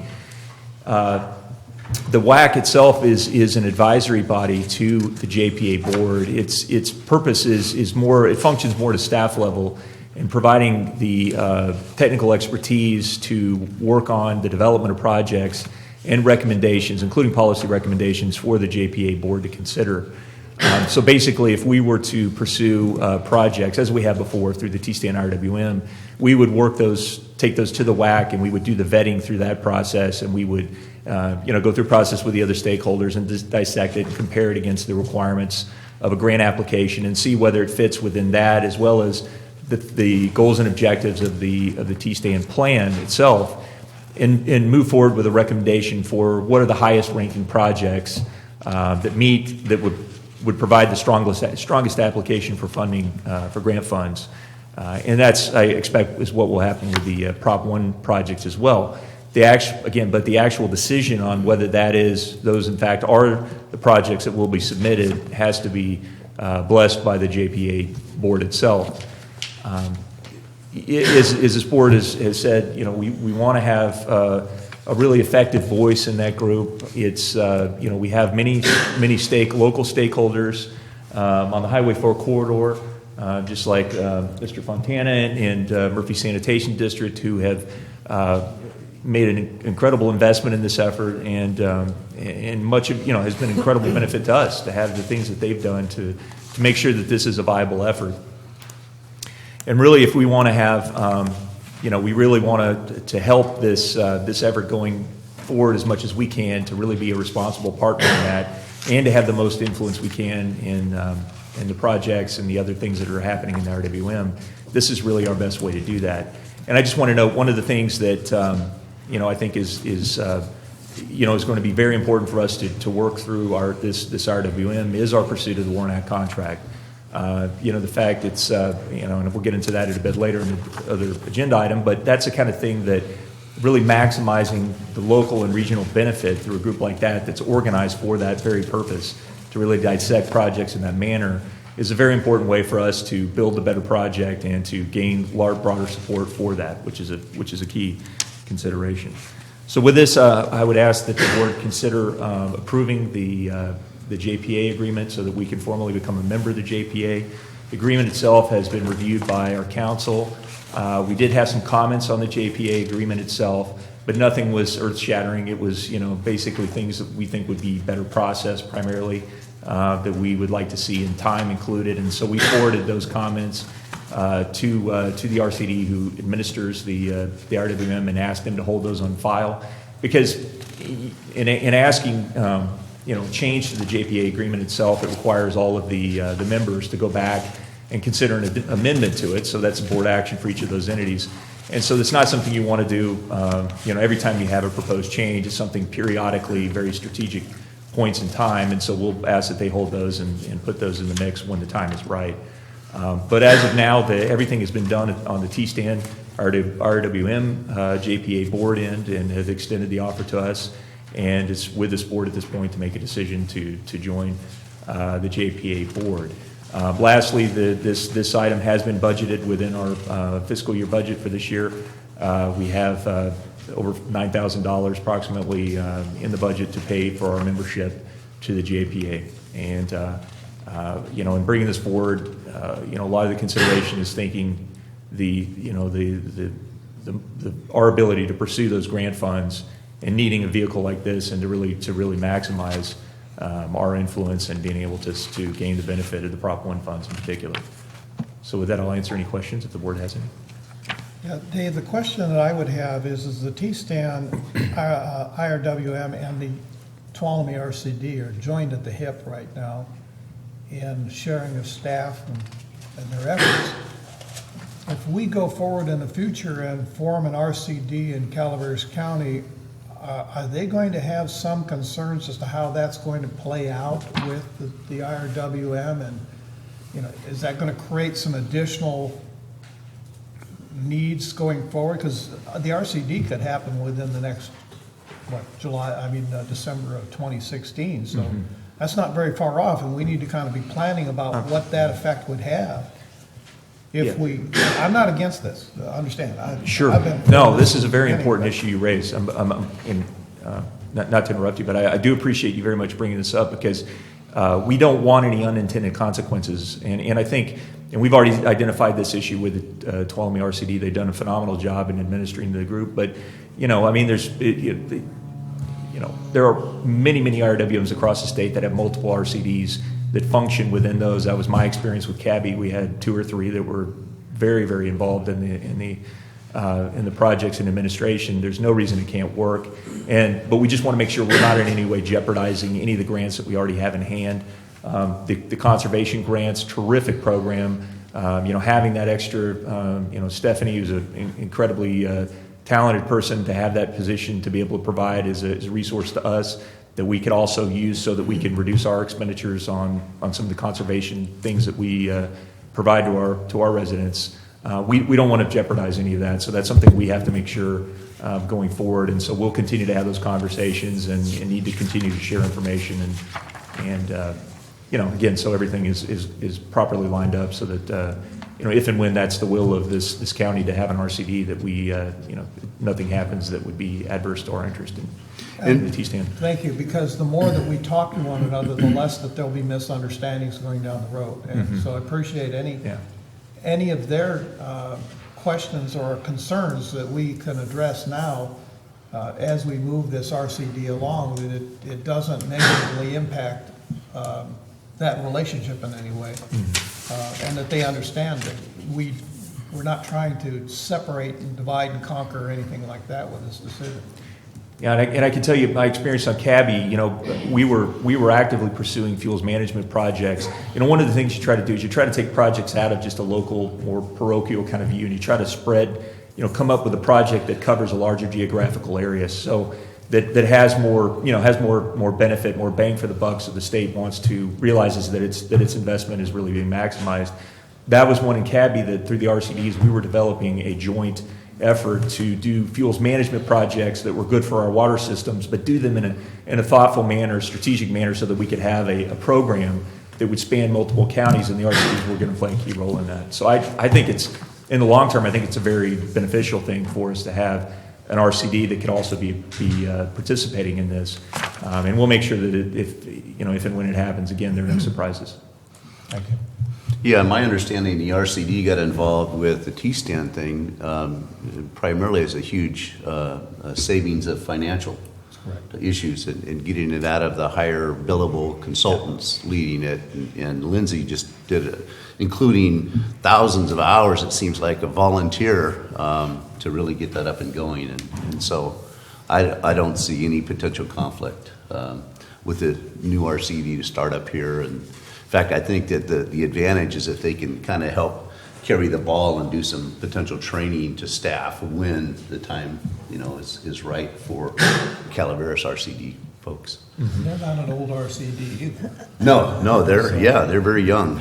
I've got a few comments. I read the JPA agreement. Yeah, I think it's fine. I could see where there's some comments, and we'll see how those things shake out in future modifications. But if we're all in on this, then we need to be all in on this, and that means a real aggressive involvement. Not in a negative way, but just looking at that Highway 4 corridor and projects. We really need to stay on it, collaborating with the other entities up there, working together, and we need to be, as you said, a significant voice and really be involved in that process. And if we're not willing to do that, we need to step back. And so I see this as we are willing to do this. Staff's excited. I'm excited. I think there's some great opportunities here. And, just let's move forward and let's get some projects going. Well, I think this is a great opportunity for the district for several different reasons. Number one, this is the second IRWM that we can be involved with, and we have been involved with this in the past, and we definitely got away from it because of their governance. It was just set up in a silly way that provided too easy for one person in the room to squash everything. That's when we left this IRWM. The state put together these IRWMs for a reason. This is the way funding is going to come to areas and not specifically to a district. This is the only way that funding is going to be separated, going to be divided and shared amongst a region. And the IRWM concept is not going to change. That IRWM was just set up with the governance in a way that was not functional. It has become functional, and I'm so happy to see we're back in it. We already are involved with another IRWM on the McQualamy, which is a very successful process, and this can and I think will become a very successful process once we get back or now that if we get back involved. And I think as one of the larger organizations of this IRWM, we can show some leadership, and I do agree with Director Strange's comments of getting in and being all in when we do, and I do think that staff is committed, and I'm definitely committed myself to support this. I'm fine with it. Thank you. I had a question, listening to what you're saying, about the RCD and the IWRM. How can we see how they are working alongside of each other? Well, the RCD staff record, they work with a consultant, and Tom, you can probably share some light on this as well, but I see frequently two members of the RCD there, and they do a lot of the grants that are issued. They do the fiscal management and other management responsibilities for those grants, and it's a very transparent organization that because of that, the state is more inclined to support those kinds of activities. But they're there at every meeting. They're helping to take notes. Many reports to the advisory or the Watershed Advisory Council. Even though I sat in and listened to some of the JPA meetings, they're just very, very actively involved. Yeah. And it's worked out in a real benefit to all the entities involved with that JPA. Okay, I was following up on this, and I saw in one of the paragraphs that this T-Stan is taking the southern portion of Calaveras County. And it's, Stanislaus watershed. right. So it's the southern portion, and so maybe I don't, where are we? We're in You- California. That'll be our You next, live in the our next southern thing to put on the section. wall would be the map. Our southern border is To rival the This is size. Stanislaus. Okay, right, no, so I want to make sure that I'm okay. And so it says that it's 70,000 people who reside at the foothills at elevations below 3,000 feet, and those are the ones specifically that we're servicing, or we're benefiting. This IRWM does Right, service right. that population. Okay, now since, and I listened to you about how we actively have to get engaged, these papers or these agreements were signed back in April of 14. All of these agreements from the different agencies. I see Twain Hart, TUD, MSD, Groveland, Tuolumne County, and one of the interesting ones was a chicken rancheria, and the City of Angels. So they've got a year ahead on us, right? So we're going to have to do a lot of homework to Yeah. come up. And this group also, just so that you know, Bertha, extends into the Tuolumne watershed as well. Right. Yeah. Okay, one of the things that I thought was very interesting in here was the protocol and standing group rules. I'd never seen that in any kind of agreement, or the meeting ground rules. I mean, they are on it. You talk about my using the gavel, she uses, because that's, what's her name, Carolyn? Lott. Yeah, Carolyn Lott. Yeah, she facilitates the meetings. So that's wonderful. Okay, but please take a look at this protocols and standing group rules. They're really on track. There was a need for it. A lot of history.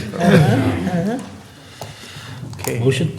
On motion? I'd like to make a motion that we adopt, let's see, board resolution, what is it? 16?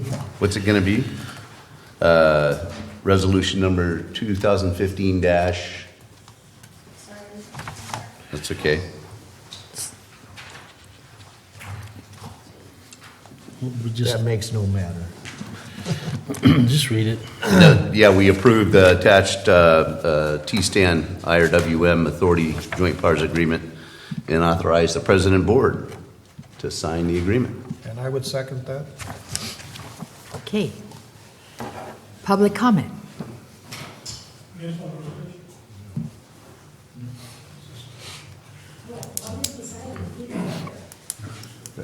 Okay, thank you. Didn't we have some more prior businesses with Tuolumne County watershed committees in prior years? I believe a couple of years ago we had, well, we contributed, I think it was $13,000 or $16,000. The Board of Supervisors who were on the board at that time also contributed, I think $13,000 or $16,000 to Tuolumne, and I think it was Tuolumne Water District that was running the show at that time. The meetings have been held at TUD, and yes, CCWD used to be a member, and I'm not quite sure what the dollar amount of the, It was either 13 or 16,000. that probably is probably close to accurate. If your Okay, if your fine. memory's that great. So we're mine's saving not. money. Hey, I got an We're saving excuse, you money. don't, you're too young. But also, that kind of made me kind of, well, interested in it, because there's a number of stakeholders sat at the same table with the same voting right for $100. Now, is there any stakeholders? No. No, not on this one. No. Governance has changed, and that's the Okay. reason that this might work a little bit better. Okay, because I did not see the listing who all going to participate in this. Is that just going to be Calaveras County and Tuolumne No. County? No, there's Twain Hart Community Special District, Tuolumne Utilities District, Murphy Sanitary District, Groveland Community Services District, the Tuolumne County itself, the Chicken Ranch, Rancheria, and the City of Angels. Okay, so there's some public entities and private entities going to be combining, right? Are they all going to be paying They'll pay an equal share. okay, they all pay 10 grand. Okay, good. Okay, fine, thank you. Because it's nice to have everybody on equal footing. Because some of them are for private interest, and some of them is going to be in a public interest, representing. And it's good to know. Thank you. One of the things that I was thinking about as I read Chicken Ranch Rancheria, Tuolumne Utilities District was facing some serious water shortages, remember? And the Chicken Ranch Rancheria bailed them out, and I thought that was as part of, not as part of the group, but because of their association. Yes, thank you. Joe Fontana from Murphy Sanitary District. I wear another hat that says I'm the treasurer of the JPA for the T-Stand. So some of the things that happened when I first joined the IRWM, it wasn't functioning very well. It was going in a lot of different directions. And so we formed, myself and some other folks, we formed the JPA and got that pushed through. And you referred to some of the operating rules. That was necessary because of some individuals who were trying to steer the conversation in a direction. There was different projects that came up that were modified, and at sometimes we had to drop them out of the plan. Because when you apply for a grant from the state, it's just not one plan that gets approved. It's a series of plans that are into a major plan of the IRWM. So if you have a bad project in the plan, the whole plan suffers and goes down the tubes. So one of the things that JPA does is administer, if you will, a scoring system that approves or disapproves the plans, and then it goes back to the IRWM and says, well, this is the reason why we did it. Now, there's sometimes some very hurt feelings, but that's the way it goes. And one of the things I'd like to point out is we're the only IRWM and JPA in the state of California that has a tribal influence. This helps funding tremendously when we go and put forth our plans. Groveland is no longer on the JPA. They decided to drop out. They had one of the issues that came up is they modified one of their projects, and the project was we had 2 days to make a decision on how to either drop it or sacrifice the whole funding for our plan. So they got dropped because they included monies. They were trying to double dip. If there's any questions about the JPA, how it functions, or the IRWM, how it functions, I'd be glad to answer them. I would also encourage you to vote for it. I need some more help from Calaveras County. I'm the only one that's on there, on the JPA. So it would be beneficial to have Calaveras County represented fairly. Most of everybody on the JPA is from Tuolumne County.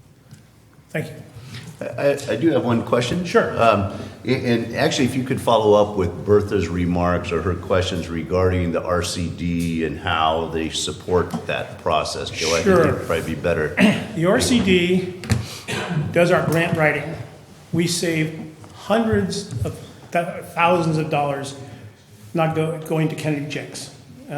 We need to have, like, Murphy Sanitary is a disadvantaged community. So when we go apply for a grant, we're trying to save every single cent we can. The RCD allows us to do that. I would, in my estimation, what we should do long range is, if the RCD is approved here in Calaveras County, is we form basically the same IRWM for Calaveras County for all 3 rivers, and we function as in that group, all the different communities. We can get funding. We need somebody to administer the funding for the grants that we can get. And that's why we need an RCD. We need money to do clearing of the forest, for developing the water systems, the sewer systems. And we have a huge sewer project that we're trying to figure out the funding for in Murphy Sanitary District. And we're going to use the IRWM to do that funding, and we're going to use the RCD in Tuolumne County to do the grant management. Great, thank you. Right. Anything else? Thanks. Thanks, Joe.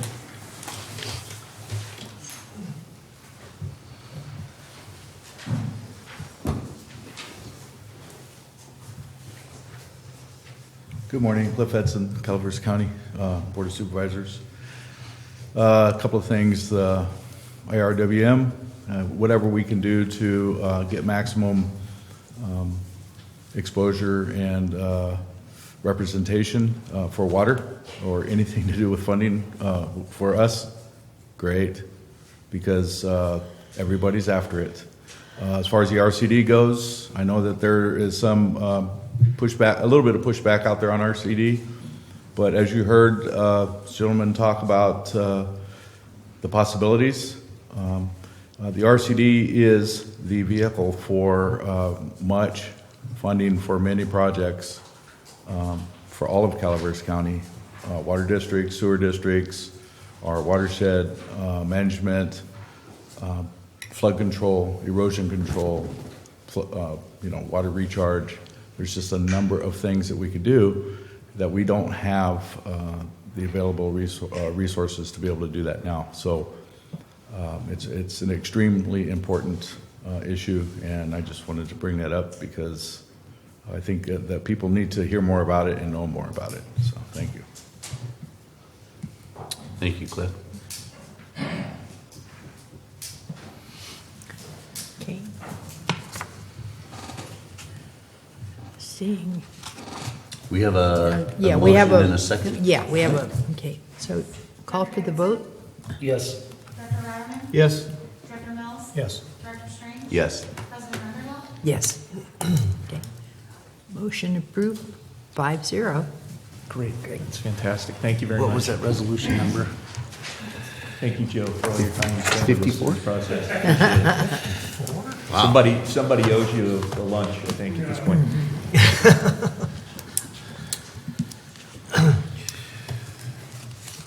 Okay. Item 4D.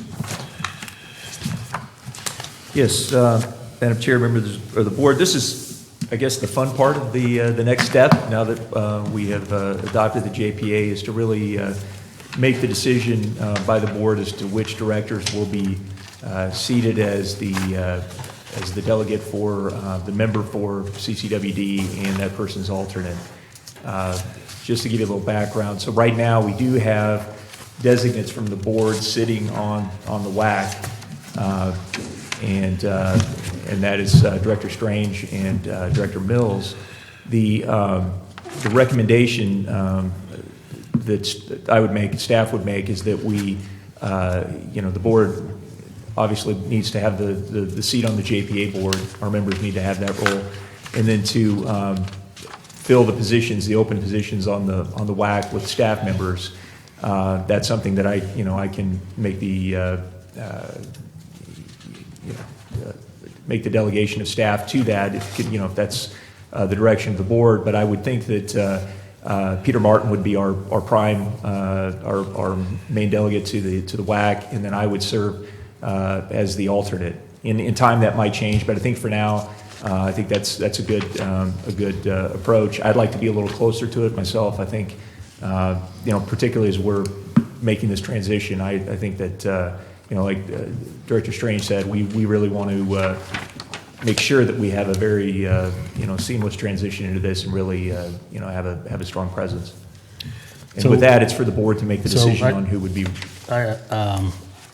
Currently, it's Director Strange and Director Mills. Yes, With Director Strange being you called it here the primary, but is that the well, I mean, it's in he would the be WAC. It's he would be our director. or our representative, our primary representative? Yes, is our designate and then an alternate. Okay, well, I'll make the motion that we appoint Director Strange and Director Mills, with Director Strange being the primary representative for the district to the JPA. And include the staff. Before it was a president-appointed thing, is that? No, Right, not no. JPAs. JPAs have to be No, elected. he's I talking see. about the WAC. Okay. Okay. Got it. And this actually, this, not to think that, just to give you a heads up, this will actually be coming back to the board. Every December, with a change in officer positions on this board, then there's also, we revisit all of the appointments and the seats on the JPA board. So that action was taken, end of last year. I expect that'll happen again. Now, that may simply just be, again, they're reapproving who is designated today and the action taken today, but that will be back before the board again later this year. Might I make a suggestion, and this is what I'd like to do, is, okay, the WAC then becomes Peter Martin and Dave as the alternate. Yes. Correct terminology?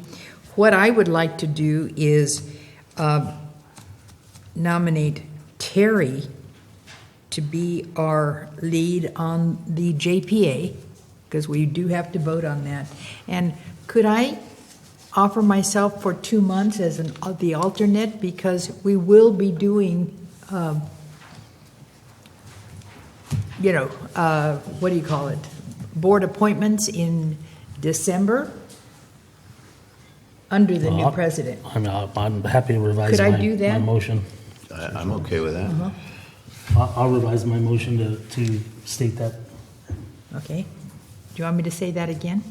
It's Director Strange and Director Underhill, with Director Strange being the primary. To finish out this term, this year. Yes, okay. I'm sorry, yes. Would you like to go to public comment on that? Or? Okay. Well, I don't think we have a second Or- yet, do we? Oh, I'm sorry. I'll second that. Now, how many positions are we talking about here? This is more confusing than it should be. Are we just talking about I just agree. these two positions? Is there a WAC? Is there a JPA? Is there the T-stand? No, There's two different. Too many acronyms, that's for sure. Okay, so we're talking about two different positions to fill. And the first one is the WAC.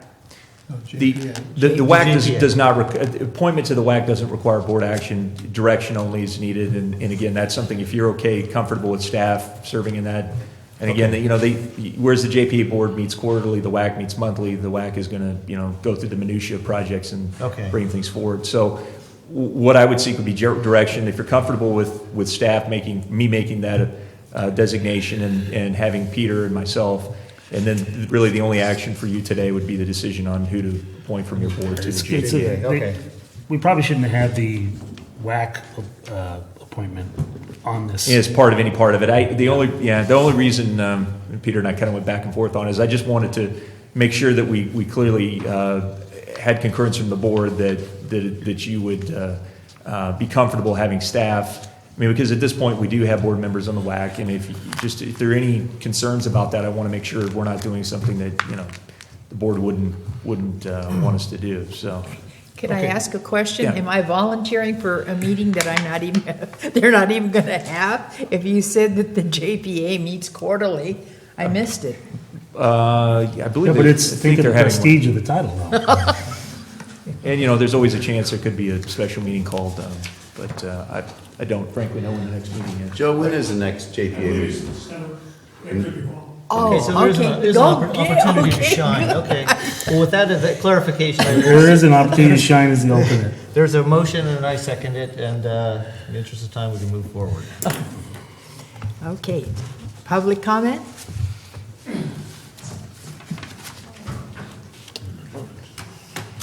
Joe Fontana. One of the things I think, as a member, I'm the alternate on the IRWM for the Murphy Sanitary. One of the reasons I like being the alternate and being the treasurer on the JPA is I have a clear understanding, listening to the back and forth from the RWM what their thinking is so we can make intelligent decisions. And actually, our JPA meetings run fairly quick for those who have been there. We make decisions very fast. We don't sit around and, well, once in a while, we hear a lot of back and forth, but very seldom. Your staff that has been there on the board they have put in a lot, especially Peter, has put in a lot of important information. But I like to know what the heck I'm talking about before I get up there and make a vote. So it's very helpful for me to hear the back and forth. I participate a little bit, but not very much. Thank you. Okay. Thank you.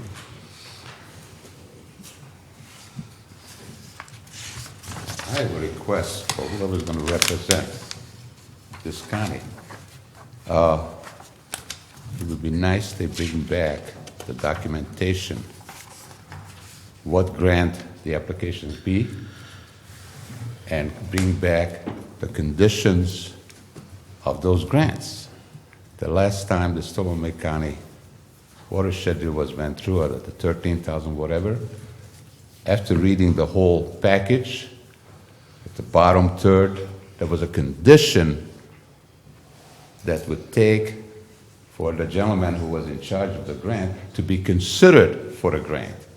And there was 4 conditions: local water code, state water code, federal water code, and international water code.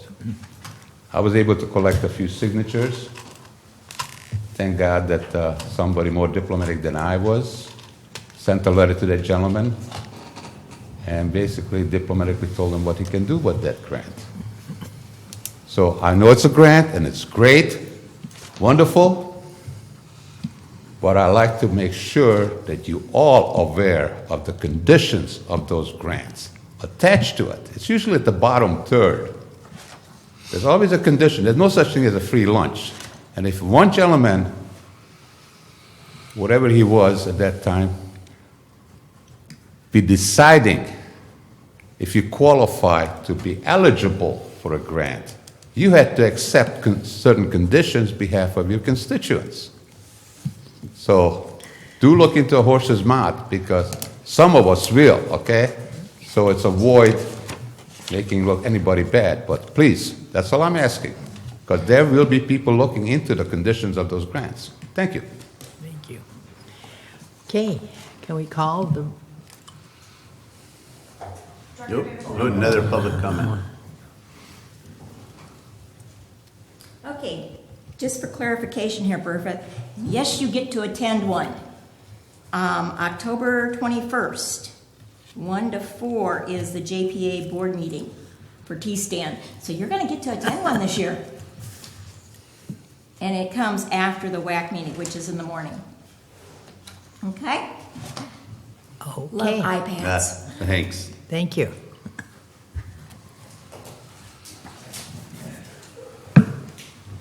Call the roll? Director Davidson? Yes. Director Riderman? Yes. Director Mills? Yes. Director Strange? Yes. President Emerson? Yes. Okay, item number 5. Okay, 4E, I believe, is the report on the legislative visit to Washington, D.C. and related federal. Oh, excuse me, Efforts. yeah, 4E, sorry. You bet. Madam President, this agenda item, members of the board, this agenda item is just to really debrief the board on our trip to Washington, D.C. last week, that I was there and directors Ratterman and Strange attended. We were in Washington for 2 days of legislative visits with our advocate, Mee O'Connell. And I was, and really the focus of our efforts was first and foremost the Warren Act contract at New Melones, the 100,000 acre feet of storage, to get that included in the drought bills that are being considered right now.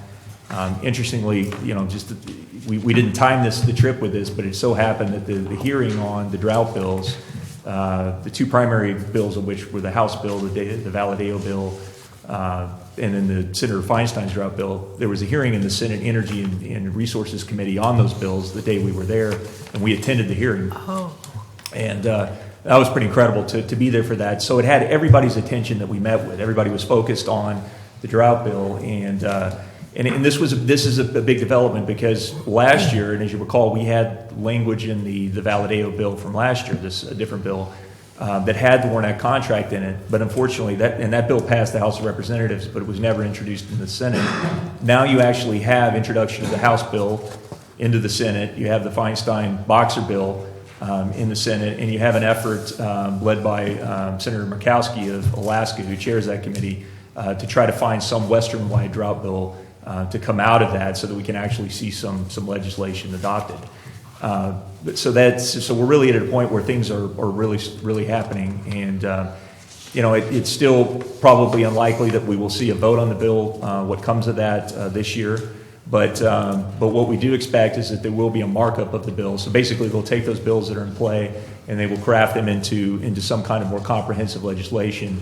And our hope is that by early next year that will actually go for a vote in Congress. Please, Directors Radman and Strange, feel free to interrupt me at any point in time. I mean, you guys were, I got to thank you. You spent volunteered a lot of your time. It sounds, from the outside, it sounds, like a fun, great trip to go to Washington, D.C., but the reality is it's a lot of work. These were long days of traveling all over the Hill through, Senate and House office buildings and other agencies in making these, really trying to explain to them why the Warren Act contract is so important to us, particularly coming out of our experience with the Butte fire. That was one of the key things that we tried to emphasize, is that this Warren Act contract, if we had this in place now, we could provide an alternative water supply to the Columbia Air Attack Base, which right now only has an earth and flume system out of Tuolumne County that's sitting in the watershed between the Rim fire and the Butte fire. And, that base covers 3.5 million acres, portions of 7 counties. We can only imagine what the situation we'd be in if we didn't have that resource available to us. So if we can just use the existing rights that we have, but we have the flexibility under this law that's been in place since 1911 to use a facility which has the capacity of 2.4 million acre feet, we could immediately provide a backup water supply to the air base. Likewise, we talked about some other things that are really important to us with this project. This really is an important drought protection project for us, to have a backup water supply to the areas in our county and Tuolumne County that have failing wells, to actually have a public water supply in time to be able to serve them in areas that are very vulnerable to drought and well failure. Likewise, this is a backup water supply to the communities in Copper, so that we don't see, and this is what we said as we went through the tunnel intake project, which we're about to complete, is that was really the first phase, but we really had to get up some storage in New Melones to have as a backstop, as a conservation pool for drought protection, so that we didn't have to get in the position of relying on a run-of-the-river system where, we have no storage in the immediately upstream reservoir.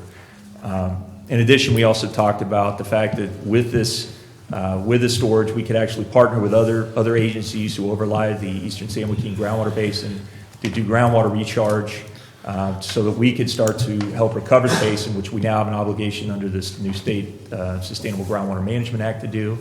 And as a result, how the system is so interconnected that if we could do that with an agency like Stockton East Water District, for example, we would have the ability to bank water in a wet year. They have almost 200 acres of spreading base of property around their office that they can use as a spreading base, and with all of the infrastructure in place, that they can deliver the water to their facility in a wet year, spread that water, put it in the groundwater basin, have a supply that would be available to them in times of drought, so that they wouldn't have to rely so much on the water from Hogan, and they could in fact leave more water in Hogan, and we could have, in a year like this where we're looking at 8% storage in Hogan and all the impacts to water quality, that could be a quantifiable benefit to us to have that protection there for our community. So those are the things we talked about. Lastly, I just want to note, this is one thing I want to make sure people understand why we have the request we have in with the language that we do.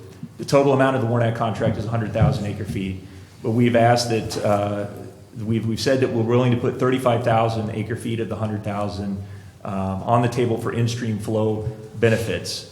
I want to be very clear why we did that and what that means.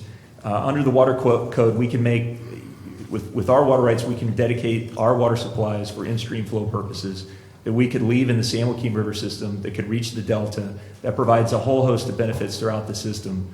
And by choosing the 35%, that's the number actually that the State Water Board is looking at right now in their Water Quality Control Plan update, that they're looking as possibly imposing as a mandatory requirement for in-stream unimpaired flow releases. So basically, they've said they're going to open up water rights and they're going to impose the requirements of that, so they could basically say, this is a condition upon all of your water rights that you have to leave in this 35% in-stream. You cannot divert this to storage. You cannot use this in your own county. This is a very creative and progressive way that we're trying to get ahead of that so that we don't have that condition imposed upon us and without any say as to what happens. In that case, we wouldn't have any say of the water as it leaves our county. This way, we're trying to really come up with a strategy that we can say, you know what, we're willing to put something on the table to expand the range of benefits. But in the meantime, but at the same time, we understand that under the water code, we would retain ownership of that water. So as it leaves the Delta, we would still have a say on where that goes and what benefits accrue as a result of that. So potentially, we could have other partners, we could do exchanges downstream, and we could help ourselves reduce our reliance on rates. So it also provides benefit to local, counties and areas that receive no benefit from New Melones right now, other than, the economic recreational, sell them a hot dog and a burgers, or in some of the bottled water as they're heading to, Melones to recreate. And so it's, both north and south, Tuolumne, Calaveras County, the utility districts, and so. Yeah, it is pretty extraordinary that the two counties which this reservoir overlies with 2.4 million acre feet have no storage out of that reservoir. That's what we tried to message. We tried to take, we have some of the most senior water rights on the system back to 1853. This water passes through the river system, through the reservoir already.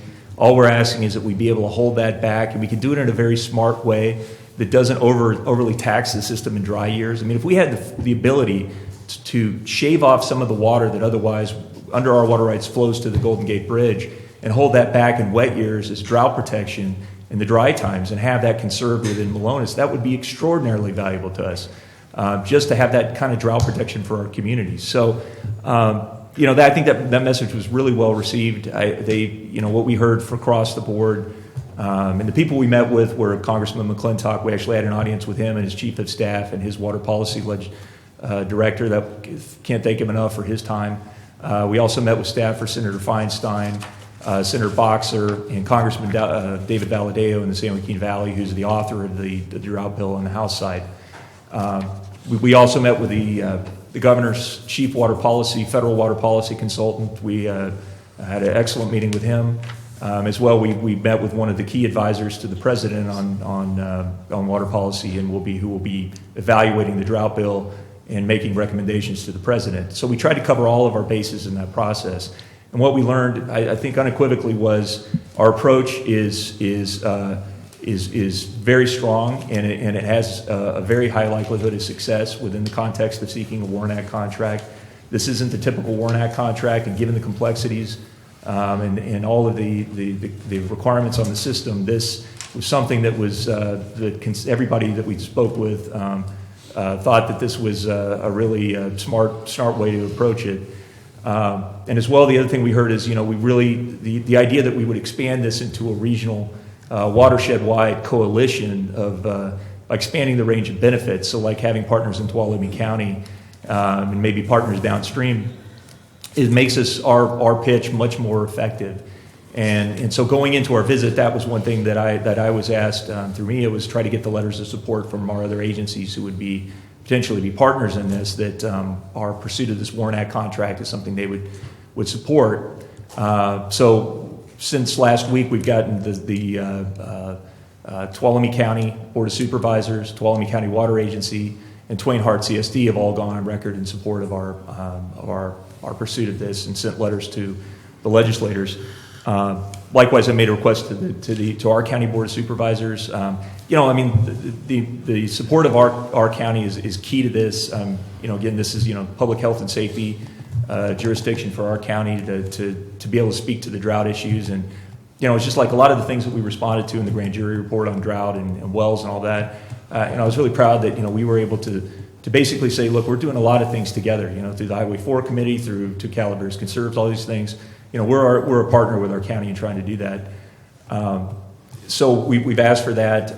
That was considered by their board yesterday at their meeting. They've asked that we have an action by this board to confirm that the language and the request that they're receiving is supported by this board. And so I would ask that this board, their next regular meeting is on the day after, the day before our next regular meeting on the 28th. Theirs is on the 27th. I would ask that this board consider having a special meeting before then, so that you can consider, consider this matter and formally take an action on it, so that they have that to rely upon. I want to give them what they need to be comfortable in. Yeah, no, I think it's important that if that's a requirement, then we should have that special meeting. I'll be gone from tomorrow until probably Thursday or Friday, but I don't think my vote is critical to it. Obviously, I support it. But if you think I need to be present to that, then I just need to make sure that I have the rules of being able to phone in to attend that meeting. Hopefully not during the prime hunting morning time. Well, something that might reduce staff cost here is we're having a finance committee meeting next Tuesday. Why can't we? Finance committee doesn't make any decisions No, for I'm us. saying, since we're having one anyway. 2 of us will be here. Bring some staff member here already Right. for that meeting, so. That sounds, whatever you guys think. When is Figure that? that out. When is it, Dennis? 20th. Tuesday. That would be a morning meeting, so. Right. I'm available. Yeah, I'm available for a quick meeting that morning too. and- One well, additional, if it sounds like most of us are going to be available.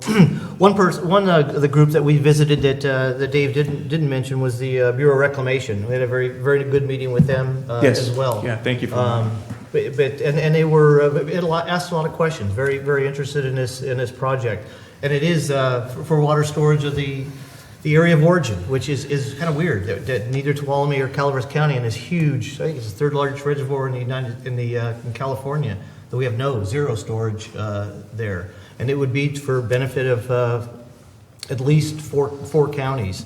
The language, like Mr. Egerton said, was in the drought bill last year. It had already made it into the House bill. It's already been passed by the House. It's a little bit different language, but it has a very good chance of passing.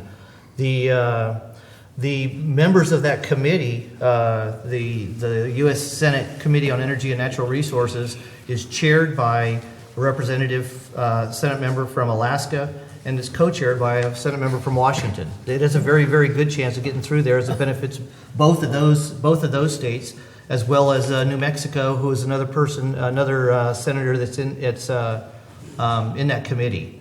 And Al Franken, our good friend Al Franken, was also in that committee. It was good to see him sitting up there.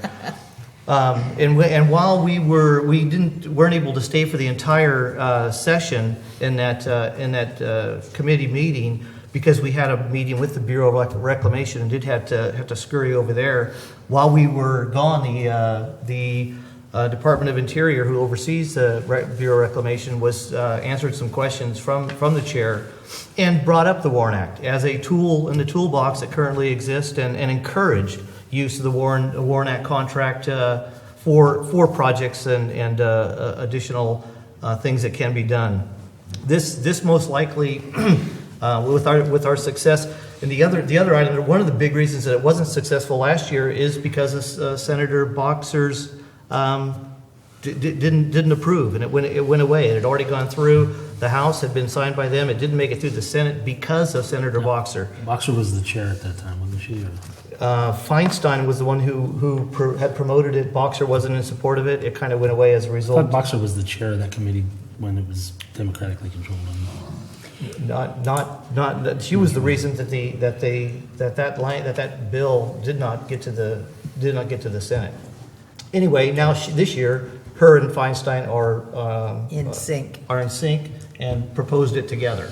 This has a very, very good chance of happening. My question was, for years, we've been using this Warren Act. have we? Because I remember that specifically when I was here the last time. I don't recall that. I think what, if you look back at historically why we don't have storage in New Melones, I mean, you go back to the, Angels Camp and the UPA system. I mean, they had water, they probably thought they had adequate water supply, and nobody was thinking about along those lines when that facility was built. I mean, the only thing that we got out of New Melones being built, which is a really significant thing, is the discounted power, Let me put some history in here, because again, was my world, is that the original agreement with BLM provided that the two counties would have the last 25% of the pool, provided that they exercised that right within a certain number of years after the agreement was written. They failed to do so. And that's the water under the bridge that we're talking about right now. We had the right. We were going to get the 12.5%, and it was only if we developed it or made use of it or claimed it. We did none of those things, and it wasn't CCWD that was given that. It was Calaveras County and Tuolumne County boards of supervisors that had the right to move it to its correct authority or to gain that control, and they never exercised it. One other item that this could be of great benefit to the district on is the new Groundwater Management Act, the new law that was passed last year, which is requiring us to form a committee, an agency, by 2017, 2018, and then have a plan put together by 2021.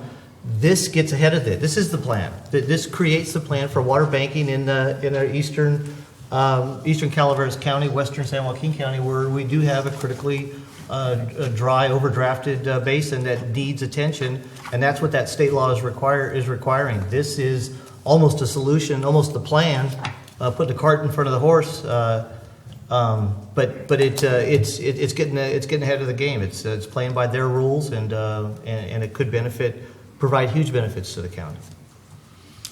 Yeah, and just a couple of comments to having participated in that very productive process.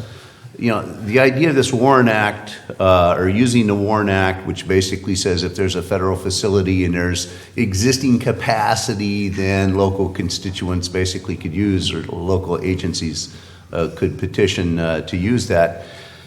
This is contentious. It's a contentious issue with downstream users that rather not have us have that storage. And so our work is just beginning. And I say that so that the public as well as the board understands that we have just started a significant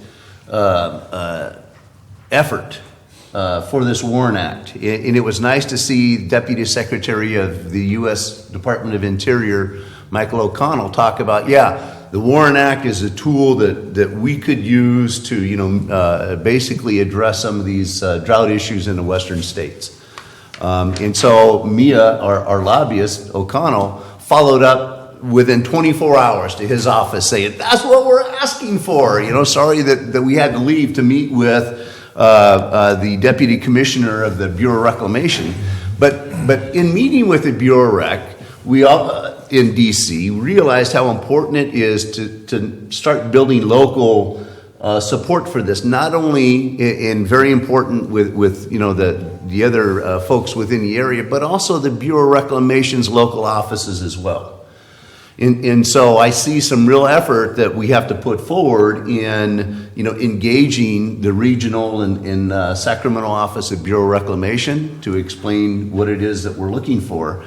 But if our water right and ability to store that is going to be challenged by downstream users, we need to be in a position, if we're truly going after this WARN Act, to have a secured right that's identified and given to us. Because if we don't have that right, we're not going to be able to get this WARN Act money. The WARN Act water. And as a result, that's why we have legal counsel to look at water rights and things like that. And so obviously there's going to be some challenges with this. It's not a rubber stamp deal that if we get, 2 more people to sign up and support it, it's done.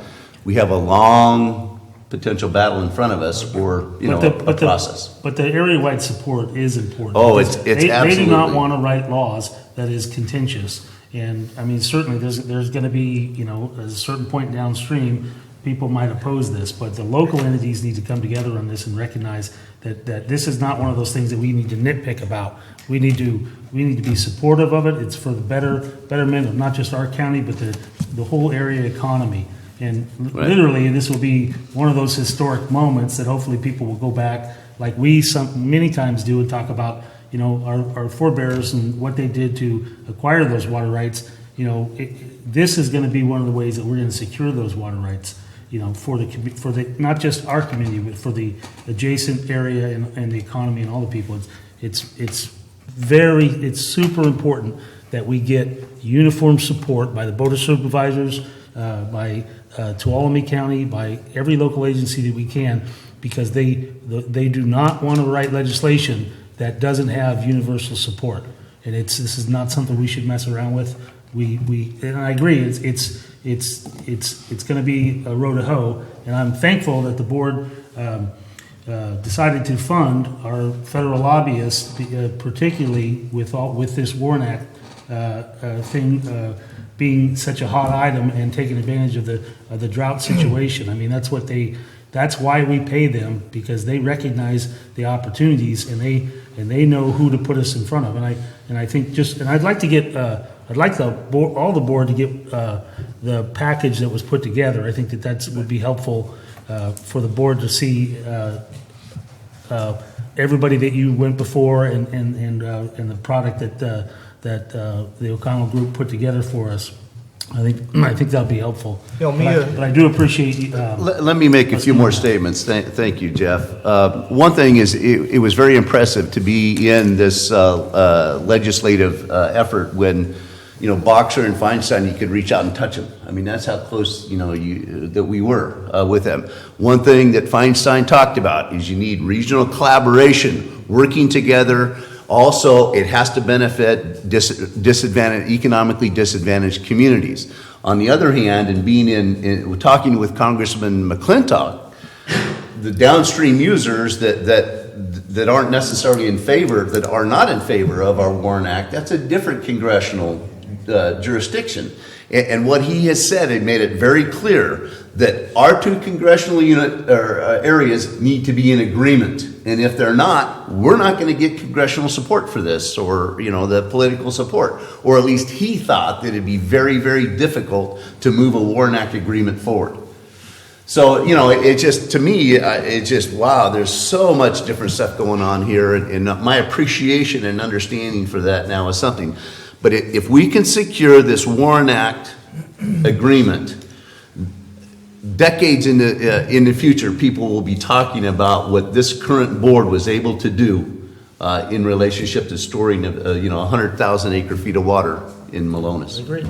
Well, I do want to kind of piggyback on Director Davidson's comments about our lobbyist, Mia O'Connell from the O'Connell and Dempsey Group. I was very, very impressed with the 2 days that she put together of packed back and forth, one meeting after another, and how many people we were able to see, and how respected she is with those people, and being able to set those appointments up, especially during this week when this is the huge topic. This committee meeting on Thursday at 9 o'clock or 10 o'clock in the morning, it was on all these, it was on everyone's, everyone that we went and saw that had an interest in this we're all watching this. They were all more interested in that committee meeting, and this was huge.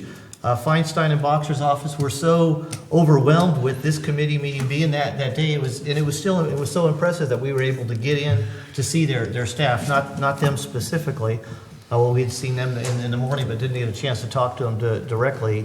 But this was a very, very busy time, and our lobbyists did, I gotta say, an awesome job. And Friday that we met, the second day of our itinerary was leading into the Columbus Day holiday. And a lot of folks were leaving town on Friday for a 4-day weekend. And she had just a booked itinerary for us, and had those staff members there. It was great. Including Mr. McClintock, who hung around to see us and caught a plane right afterwards. It was very impressive. The one thing, I think that you don't know it until you've been there, because all you hear is how bad Congress is. But for the most part, the staffers and the members of Congress really do work hard to meet the needs of their constituents. And it's really up to their constituents to articulate it and come together and give them something that they can be successful for. They really do want to be helpful. I mean, there's a lot of things that happen in Congress that are bad, but my impression when I've met with any of these people in the past is they truly have a sincere need or desire to help within their ability, you know. And I think unless you go there to meet these people, you just don't see that, because most of the work is done by staffers, you know. But the staffers they're attentive. They want to hear your problems. They're looking for ways to, you know, they'll help you with solutions. It's just not as bad as everyone might think. I think they have a desire to help. And one last thing, our general manager, Mr. Egerton, did the same presentation he did here in front of you today too. I mean, 8-9 times in those 2 days, and then answered some very tough questions. And I was impressed at how much knowledge there was sitting at the table with us in each one of these offices about these subjects. And Mr. Egerton did a fantastic job in addressing and provided answers for everything. It was nothing, no rock unturned, I don't think. Two more things, and then I'm done. One is that You said that. Dave also allowed us to walk into Aqua's offices there in DC, and that was very impressive. They really enjoyed seeing us there. But also, I didn't realize the take that I got of having elected officials, local elected officials, walk into those offices was a significant statement to those staffers and the congressman himself. And I mean, Dave was there, but what I saw in eye contact is Congressman was going to Scott and myself a lot, and just the body language, you know, kind of thing. Not to say that, you know. No, you're absolutely right. It's night and day difference. I mean, Mia had arranged the visits for me in February when I was out there for the Aqua DC conference. So I spent a day doing similar visits on the earlier iteration of drought bill, trying to get our Warren Act contract language. But I did it alone. I didn't have you guys, and it's night and day difference, and Mia as well. I mean, a great team effort. I mean, because you guys could speak directly to your affected residents within your district by the fire. I mean, to be able to tell the stories that you did about, what people in the community are going through and what we're trying to do to be prepared for and again, being able to say, this is the watershed between the Rim fire and the Butte fire. Guys, this is going to go. There's no doubt about it. I mean, at an absolute minimum, we've got to get this backup water supply to the Columbia Air Attack Base. I thought that was really persuasive. I've been there several times, and in the past, several times, I've run into 30 people that I knew from the city of Stockton East, and they're all together. And I've lobbied for this for years with the Board of Supervisors, and on one of our meetings, we took Supervisor Walensky along with us, and it was helpful to have supervisory support, because the governing body of the county is the Board of Supervisors, and I would hope that we can. I've always wanted Calaveras County to have federal representation, and I've lobbied to split the cost of having.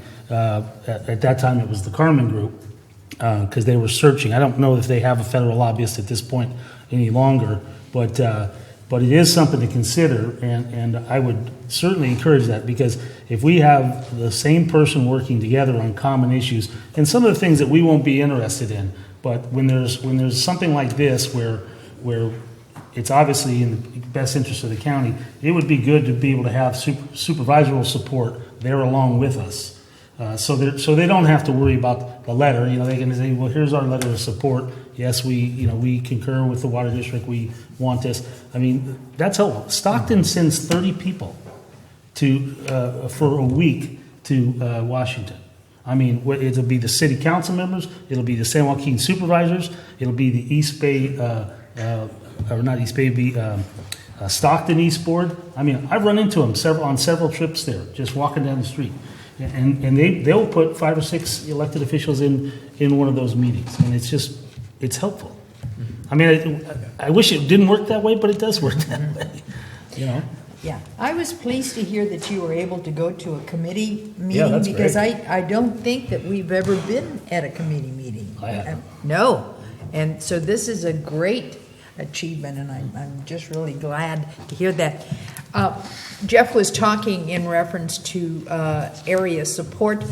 Did you, you've contacted all of the other agencies in the IRWM for letters of support, or? We have not yet. I'm glad you asked that, because that was a question that came up yesterday with the Board of Supervisors and the Highway 4 Committee, and that's one area we discussed this. We provide some updates on what we're doing, but that's absolutely one of our high priorities, is to reach out to as many of our other agencies within the community, because again, I mean, that's what I want to emphasize. This is not this district against anybody else. This is simply gaining, you know, you got to think about this project. The alternative to this project would be construction of a new reservoir, which would be hundreds of millions of dollars, and is so legally complex, you know, it's virtually impossible to get it done.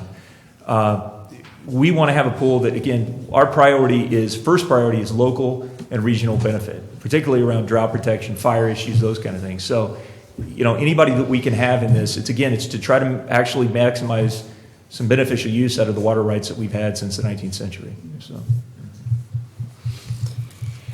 Okay, so. Well, we great are- job, guys. I'm glad it went as well as it did. That's Yeah, terrific. that was Thank you. great. Good work. Thank you. Thank you, Director Ratterman, Director Strange. Now I have a sport coat I can wear to meetings. I did. Did you wear your new shoes too? No, my blister still hurts a lot walking on new shoes. Ay, ay, ay. Okay, item numbers, Was there a public comment? do we have any public comment on the general manager's report? Oh,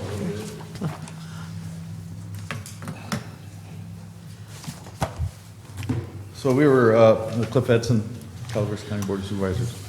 We were lucky enough to have the contract or the language in our package yesterday, so we read it ahead of time. The one thing that I seen in there that I'm not really a fan of is the flows for the fish. I think that in some cases that's fine. I'm thinking that in order to, the goal is to get other agencies to back you and to back this for us, because you're going to have a hard time with Stockton East folks and all the people down there that the water flows to anyhow. But if you were to maybe, if it was possible to try to change some of that language, instead of flows for the fish, because you're giving that away, and we shouldn't be giving anything away, to tell you the truth. I don't mind it going, but what about a consideration for San Joaquin County or a recharge that amount for San Joaquin County? And I bet you dimes and dollars of those folks would be really, really happy to be able to support you on something like that. You know, Cliff, I think that they recognize that that's an opportunity that'll come from this, because if we can't store the water, then we can't distribute it for a conjunctive use project. And I'm certainly- talking about the portion that is mentioned in the language for fish flow. Well, even the fish flow thing, and correct me if I'm wrong. I mean, we've talked with the Bureau of Reclamation before about getting into the environmental water fund, which you can get paid for. The question that they've had back then was, are you creating new water? And that's a question that I don't have the answer to. But there are opportunities. There are significant financial opportunities that still benefit the whole ecosystem down the line. And the fact of the matter is that when you have got two Democratic senators in this state, they are going to look after their constituents just as they're looking after ours. So I certainly share that concern. I mean, I think that I think there are bigger issues about when they're going to let us retain water in New Melones and things like that. But we have to accept the fact that we live in the state of California, and that there has to be some consideration for the people that our senators represent if we want their support. And we do have the ability to or to economically benefit from any of the water that goes into the delta, because it can then via through the water and around the fish, that can be used then taken out of the delta and used for potential other uses. We could sell it to, we could sell it to somebody beyond the delta. Yeah, it'd be a huge benefit, and I think that there is a large liberal, I say the Democratic side of, a lot of people are going to be voting on this in the Senate and the House of, And the president's got to sign it. yeah, there's the House of Representatives. Yeah, you know, I'm aware of all of that. I'm just saying something a little bit different that I haven't been able to finish yet. Oh. Is Speak up. Time's up. Boy. You've been to these meetings before.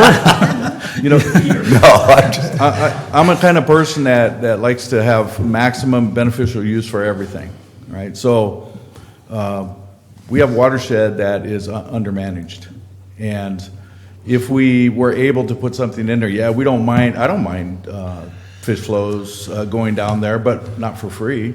You know, if we can take that benefit and use it to increase the value or increase the efficiency of our watershed, then I would say, who's going to argue against that? So right now, you're taking a chunk that we're reserving, and you're taking a chunk out, and you're giving it, and we're not saying don't do that. We're saying if you're going to do that and somebody's going to benefit from there, how about we actually increase their benefit by allowing us to take that chunk of money and spend it on an improvement on our watershed, which is going to give them the double benefit, except they're going to pay for part of it, which they should be doing anyhow. So it's just a consideration, that's all. So you have our support. Yeah, the opportunities are going to be astounding. The different things that we'll have the ability to do that we can't do today. Madam Chair, may I? I think it's going to be a turf war. There's a number of other districts, water district, that's going to have a stake in this whole deal. And it's nice to have, would love to have one agency have a monopoly on all the decisions be made, but it is for the county's benefit and your constituents' benefit, and for all the water districts should have a stake in it and say in it. And if you want this to go someplace, which I think it's a great idea, you should take advantage of it, but it has to be done for all the stakeholders' benefit, open and clearly on a regular basis. I don't want to say too much negative about it, but there's other districts in here that make big stake in it, and they should be included. If not, this great idea is not going to go anywhere. You have not been anointed to be king and rulers yet. I mean, some people might like it, but let's get everybody on the board first so you get support. Because just like I was able to write a letter to a gentleman someplace compared to some grants, all it takes is one straw to break a camel's back. I'm not going to be involved with it personally because I'm on the Calaveras River section, but all the people up along Highway 4, all the different agencies, different districts, they better have a good stake because they're going to have a stake and they better have a say-so. Not just one CCWD district. You don't have the monopoly yet, and I doubt that you will ever get it. I don't care how great of a minds we have here. Those folks up on Highway 4 got a stake in it, and they better have a say-so. Thank you.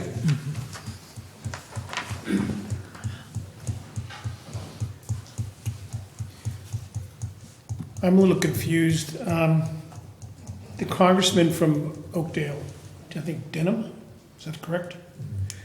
Is this his bill where he wants to take and return Maloney's back to the irrigation district? Or is that a- Valadeo. That's David Valadeo's bill, which he is in support of, as is our congressman, and it calls for transfer of ownership of the reservoir from the federal, from reclamation to local agencies, including us. You know, that's a pretty extraordinary step compared to what we're asking for, which is just to use the existing procedures under a law since from 1911. So they haven't taken, and Boxers and Feinstein have not married those bills together yet? The hearing considered that bill and Feinstein's bill and a couple of others, but you know, it's hard to see how that provision would move forward, given the complexities of the fact that this is one of the key reservoirs for Delta water quality, and if you transferred it out of the CDP, then who makes up for that? So I think it makes our request seem really reasonable. You know, again, we're not trying to take anything other than something that's provided under existing law. Yeah, we made that clear to the Bureau when we were there, that the Central Valley project is important, and we weren't trying to take a reservoir away from that system or from them, and that our name got in that bill, CCWD, but it wasn't from our pushing. Oh, I understand that. The irrigation districts want that control of that water as much as possible. And if I was a farmer, I'd want the same thing. I do know that the water from Maloney's, the reason was down so far right now, is because it went over to San Luis Reservoir to use for the other Westlands Water District. But that's another issue. And if they take that water away from that system, I don't know what they're going to do for the Westlands Water District or the San Luis Reservoir. Okay. That's it. Madam President, can I just real quickly just interject? What Supervisor Edson raised an issue I know that is one that this is probably the most important issue for clarity on, and it's one that that's why I spoke to it earlier about what does it mean if we dedicated the 35% for in-stream flows, for fishery, for water quality, for the San Joaquin, for the Delta, and all that stuff. The only reason that that's even something we would contemplate is because there is existing law under the Water Code that allows for an agency that has water rights and does that to continue to maintain ownership of that water throughout the system. So I just want to be clear, we're not giving any of that away. Right now, essentially, that water is just flowing through the system, and it's reclamation or another agency or simply goes out the Golden Gate, and we have no say over how that's done. This would allow us to meet our obligations that are going to be imposed probably from the state board, could be within the next year, gives us a means to do it, and we still have ownership of that water under our rights as it leaves the system so that we can do things with others downstream. Yeah. And again, I don't know any other thing that's before us that we consider that could potentially provide us with the ability to reduce our reliance on rates like this could. And that's just something, we've got to keep in the back of our mind. Okay. Got a point. Gosh, I've been quiet today. Who's the one that crafted the letter of support? Did that come from us, or Feedback on that. Letter of support for what? that the Board of Supervisors saw yesterday? I prepared that draft letter. It's very similar to the letter that Tuolumne County Board of Supervisors and their water agency considered. That's something that I know I don't know who prepared it on their end. I think their council had some involvement with that. I know John Mills has seen this as well. We're trying to send, we want the message to be targeted so that it's effective in those that receive it. So that's The question is this a universal letter that's going out to everyone as a letter? It's a good question. It doesn't have to or- be. It certainly doesn't have to be. And the letter that I provided is not identical to the one that they saw. And with more time, it could. And certainly, if that's an issue that if the letter needs to be silent on that issue, and instead speak to the fact that we need access to Warrant Act contracts so that we can meet our human needs in county and within the region, particularly with the fire base and drought. That would be very helpful to us as well, and something we'd be open to. And that's why I asked the question is because if, let's say, for instance, not speaking for them, but the supervisors decide they want to be silent on an issue or they don't support that particular piece of language in the letter of support, is that going to be counterproductive to the overall decision here, or? I don't think so, and I think we can craft a letter. I'd be happy to Well, but work with. listen, I think that the explanation that you gave is what, maybe we need to focus more on the explanation, because what we want to do is educate people to, not just, 5 people on the Board of Supervisors, but our public as a whole, as to what the opportunities are in regards to that environmental water. It is not water, it is not free water. It gives us control of water through the whole system. And as long as we can show that there's an environmental benefit, we can profit from it down the road, which might reduce our rates. It's these other incomes that this board is so seeking, and other incomes mean different opportunities, different customers for water besides ratepayers. And this Warren Act contract and that environmental block provides some great opportunity to do that. And so, I just assume work on making sure that everyone understands what the opportunity is with that water, as opposed to leaving it out to get their support, because I think they're smart enough to understand that it is going to be a great benefit to the county as a whole. And I really appreciate that. I mean, at a minimum, I would hope that there could at least be enough understanding so they didn't, it didn't feel that, that we were doing something that was counter to the goals of the county or any other agency. I kind of think of the situation with Tulloch. We adopted our own resolution on that. The county adopted its resolution. They weren't identical. We've got different responsibilities. Frankly, that could be the way it could be tailored from the county perspective, the public and health and safety concerns. And that's really where we very much want the county to be able to weigh in on it. So, I'm fine with that. And I think in the process, we can give the information on what does this mean, and hopefully people can understand, look, maybe you don't want that in your letter, but you understand that, there's a good reason behind this, and we wouldn't be simply throwing water to a cause that, we know that is not going to be supported. So I guess I'd say I'd like to work with, maybe if I can work with the CAO and county council to and it's part of what we come back in our special meeting, but then helping, give them some maybe some options on language that would be more palatable to the Board of Supervisors. Yeah, I'm fine with that. I just think it's an opportunity that we should be going full bore on the education process, not just for the Board of Supervisors, but for the county as a whole. I think that they need to recognize what a monumentous step this could be forward for the county. Okay. Thank you. Okay. Thank you. Item 6, board reports.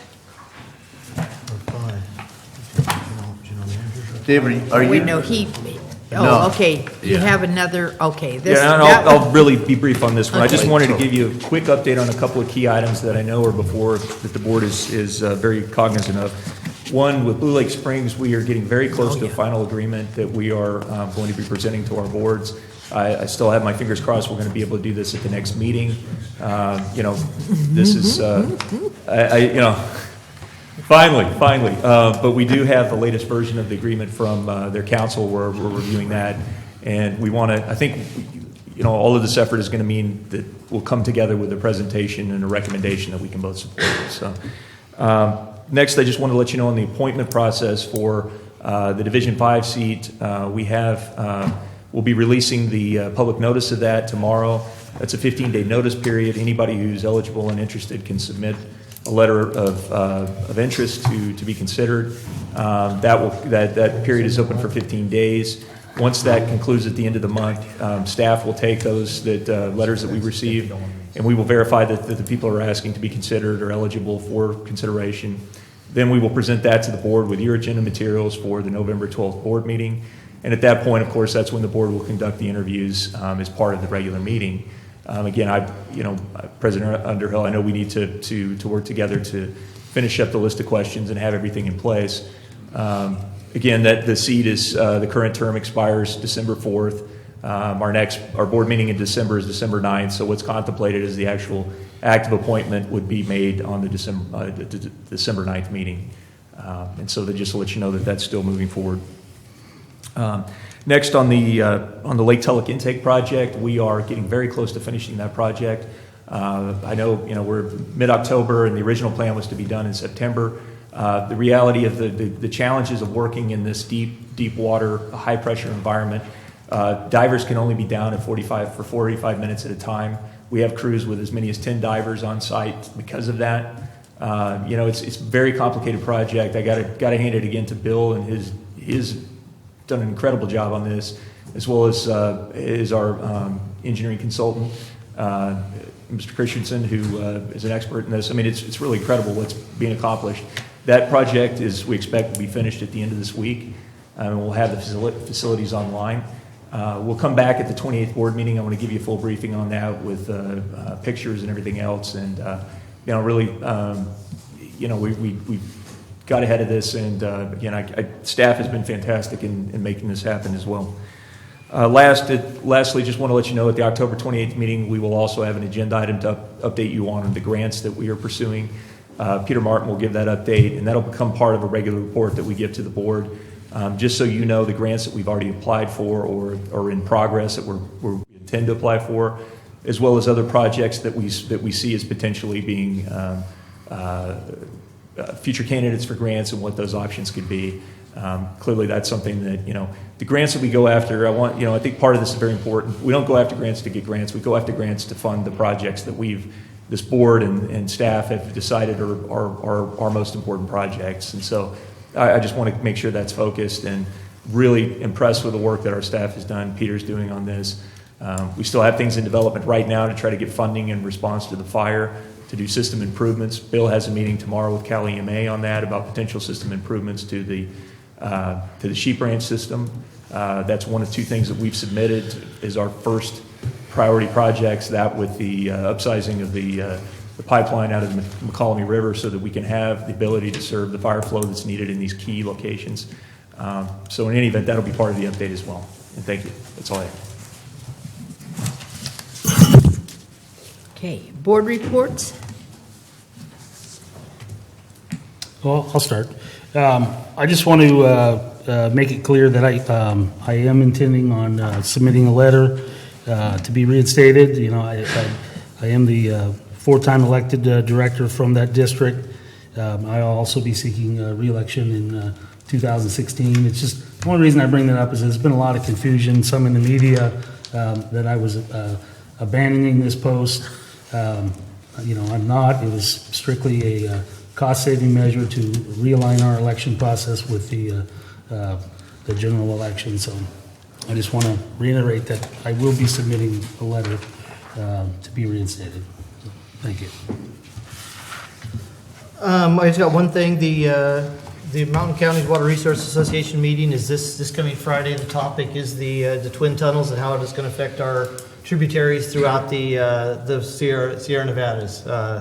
Going to be a great discussion. It's I think it's almost sold out. 10 to 2:30 at the Ridge Golf Course in Auburn, Friday the 16th. Hope to see you all there.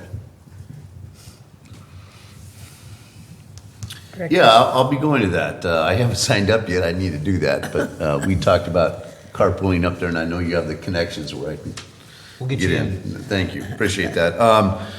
I was also contacted by Stephanie Seuss, the new water conservation staff member there with the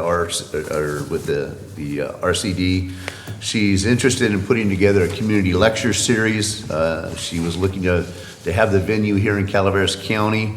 I had mentioned to her that possibly we could have it here in the boardroom if it supported the correct number of people, so to speak.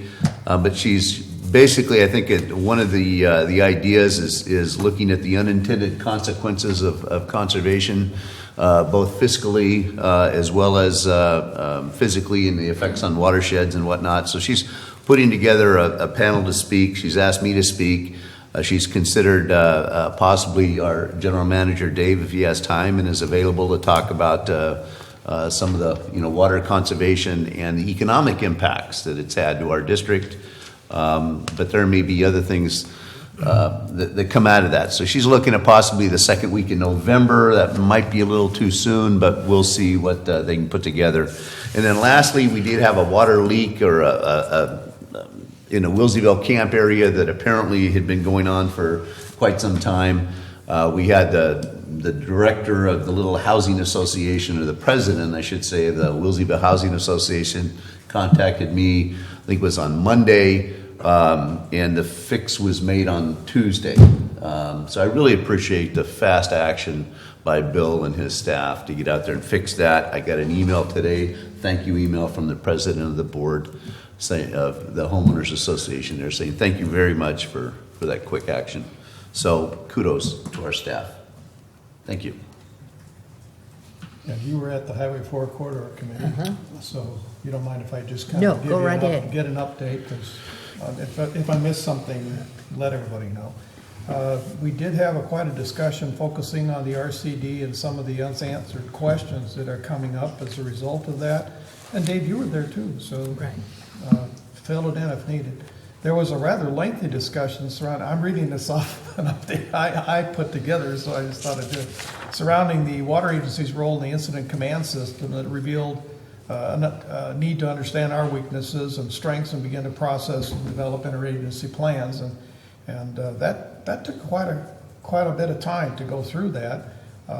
The group also agreed that we may need to reach out to CPUD in Valley Springs as requested by the grand jury and begin to expand the discussions into a countywide effort. And we discussed bringing Angels, Murphys, and UWPA into the Reach 1 project, have some discussions about that replacement of that line. And I noticed them move forward at the table and ears perk up, and it's like, oh my, that would work. So I hope those discussions go forward. Had a rather nice, enjoyable conversation with Congressman McClintock last night over a cup of coffee. He is very interested in what's going on with our county and very engaged in trying to represent us. And anytime in the town hall portion of the meeting that someone had a concern that couldn't be immediately addressed, his staff was right there beside him, took him out in the hallway, had conversations. It was very interesting to watch just how quickly his staff engaged in trying to help people, especially people from the fire. They have timber being cut down on their property by PG&E. Who's taking it away? Who's disposing of it? How do we get rid of it? And PG&E's not helping. And so it's great to see the congressman and his staff wanting to be involved and helping to facilitate and be an intermediary in resolving some of these ongoing issues. So that's all I have for now. Terry, you brought up something about the McCollum. Is that possibly something that might go on the agenda for the engineering committee to take a look at? In relationship to the flows? Yeah, in relation to the flows and looking at more of a long-term thing without creating an agenda item here. I just wanted to bounce it because it's your area. And Yeah, and I just thought maybe that would be something if you'd want to. well, we do have a grant that we applied for, a planning grant to really focus on supply reliability on the McCollum. And so I think the October 28th will probably have Kind of an update. Yeah, an update on that. Because it's the weak link in our chain right now. Well, again, it's not 100% of our water. Well, it is for the communities up in West Point, Wilseyville, but see, it's all, well, other than, I guess, a small little upper Calaveras North Fork, the CPUD receives very little water on. It's their whole shooting match. Yeah, and right now, the only water source that they have out of the McCollum is on the South Fork that went dry. And so I know that they're going to be pushing for a pipeline in the old ditch system that they had that brought Middle Fork water via the ditch into the Licking Fork in their pump station down there. But it's a very, Is there a collaborative opportunity? Well, we have been talking. I know staff has been talking with them, and I think that we're hoping to see some things move forward in that relationship. It was on part of the MAC or the the UMRA process and on. It was in the Moakwise, but yet in some ways it didn't rate as high as they had hoped. But now with the fire issues and all going on over there, I think that brings it up to a new elevation. And based on their meeting I went to last night, their board meeting, they're looking to move forward with some of this federal opportunities post-fire to get that project funded. I think it was about a $14 million project. They were also looking at a small hydro facility because of the drop down coming into the South Fork there. So, That's what I know. Dave, do you've talked with Donna about that a little bit? Yeah, we sat down and let her know that, any way that we could be supportive of it, and if there's a way that we can consider partnering on it. Yeah, I mean, it's the developments of the drought, the fire, everything else, I mean, it's, hopefully this can propel some real financial assistance to help it. It's an enormous project. And Can you give us a report out on at the next board meeting, not the one on the 20th, but the 28th? yeah, you bet, just got the status report over there over the project, you bet, sure. No, it's a great opportunity. There was a section of that ditch that did bring water into the Wilseyville camp and into the mill pond there in Wilseyville. And that would be, if we could partner with them to share in some of that water, it would allow us to bring water near Shad's Reservoir around a few areas that impact water quality. And we could bring that down into our pump station then to get much a cleaner water of higher quality, but also a little bit ahead coming down the hill that might reduce our electrical needs pumping it up, especially if we get the larger capacity pipeline, moving up. Yeah. I mean, there's a lot of opportunities, but Yeah, I mean, it's incredible with the fire. I mean, that's, sadly, that's, all of these projects look so much different right now. We have attention being paid by some very deep pockets, and the reality is, these are key locations. I mean, again, what we're trying to say is, how do you let the community come and rebuild and all of that investment and, everything that it's going to take to make that happen, and you're not addressing the underlying fire flow safety needs. I mean, we cannot have our tenders having to drive 3 miles of windy roads. I mean, if you make some smart investments, these key locations, it's enormously beneficial to the whole county. So, I go off on that again, but I think it is a very promising opportunity for all of us. One last thing, New Maloney stopped generating power 6 days ago. oh, wow. They may have, they're at elevation 800 right now, and they kind of hold fairly steady because of the rain that we got recently, that half inch. So they may still generate a little bit here and there, but for all intents and purposes, they're done until rains. Okay, every meeting that I'm attending lately, we're talking about the fire. Of course, it's still in everybody's mind, and I attended, or tomorrow I will attend a senior network, because one of the populations that's really impacted by this fire are your seniors. It was just, and everybody read the newspapers and saw it on TV, the big impact that we have to the senior population. And so when I went to the EPOC meeting last week, I said it's morally, you homeowners association have to know who's in your subdivision. I mean, not that you're keeping track of them, but just so that you're there for whatever aid you can give them, because they might have a dog that got killed and that's their only companion. So this kind of situation. So as I say, it's a very big one, and we'll be discussing that. And so, as I say, I attended EPOC. And one of the things that I picked up was a flyer by CalFresh. Disaster CalFresh is available, and this was for a campaign that ends today, giving them help if they qualified, if your household was in the area and had a disruption in income. So it's still out there. We have people in Abbott's Pass as a result of the relocation. And so that it's everybody's problem, and we'll be dealing with it for a long time. Okay, future agenda items. Regarding our meeting of next week that we might call a special meeting, and noticing it is, if it's possible, if it works into the rest of the directors, I know for you two, you will be at the building already. If we can do it as late in the day as possible, and after your meeting, if that works, as opposed to before. Could we do that and then shift maybe our finance committee to a later time in the day?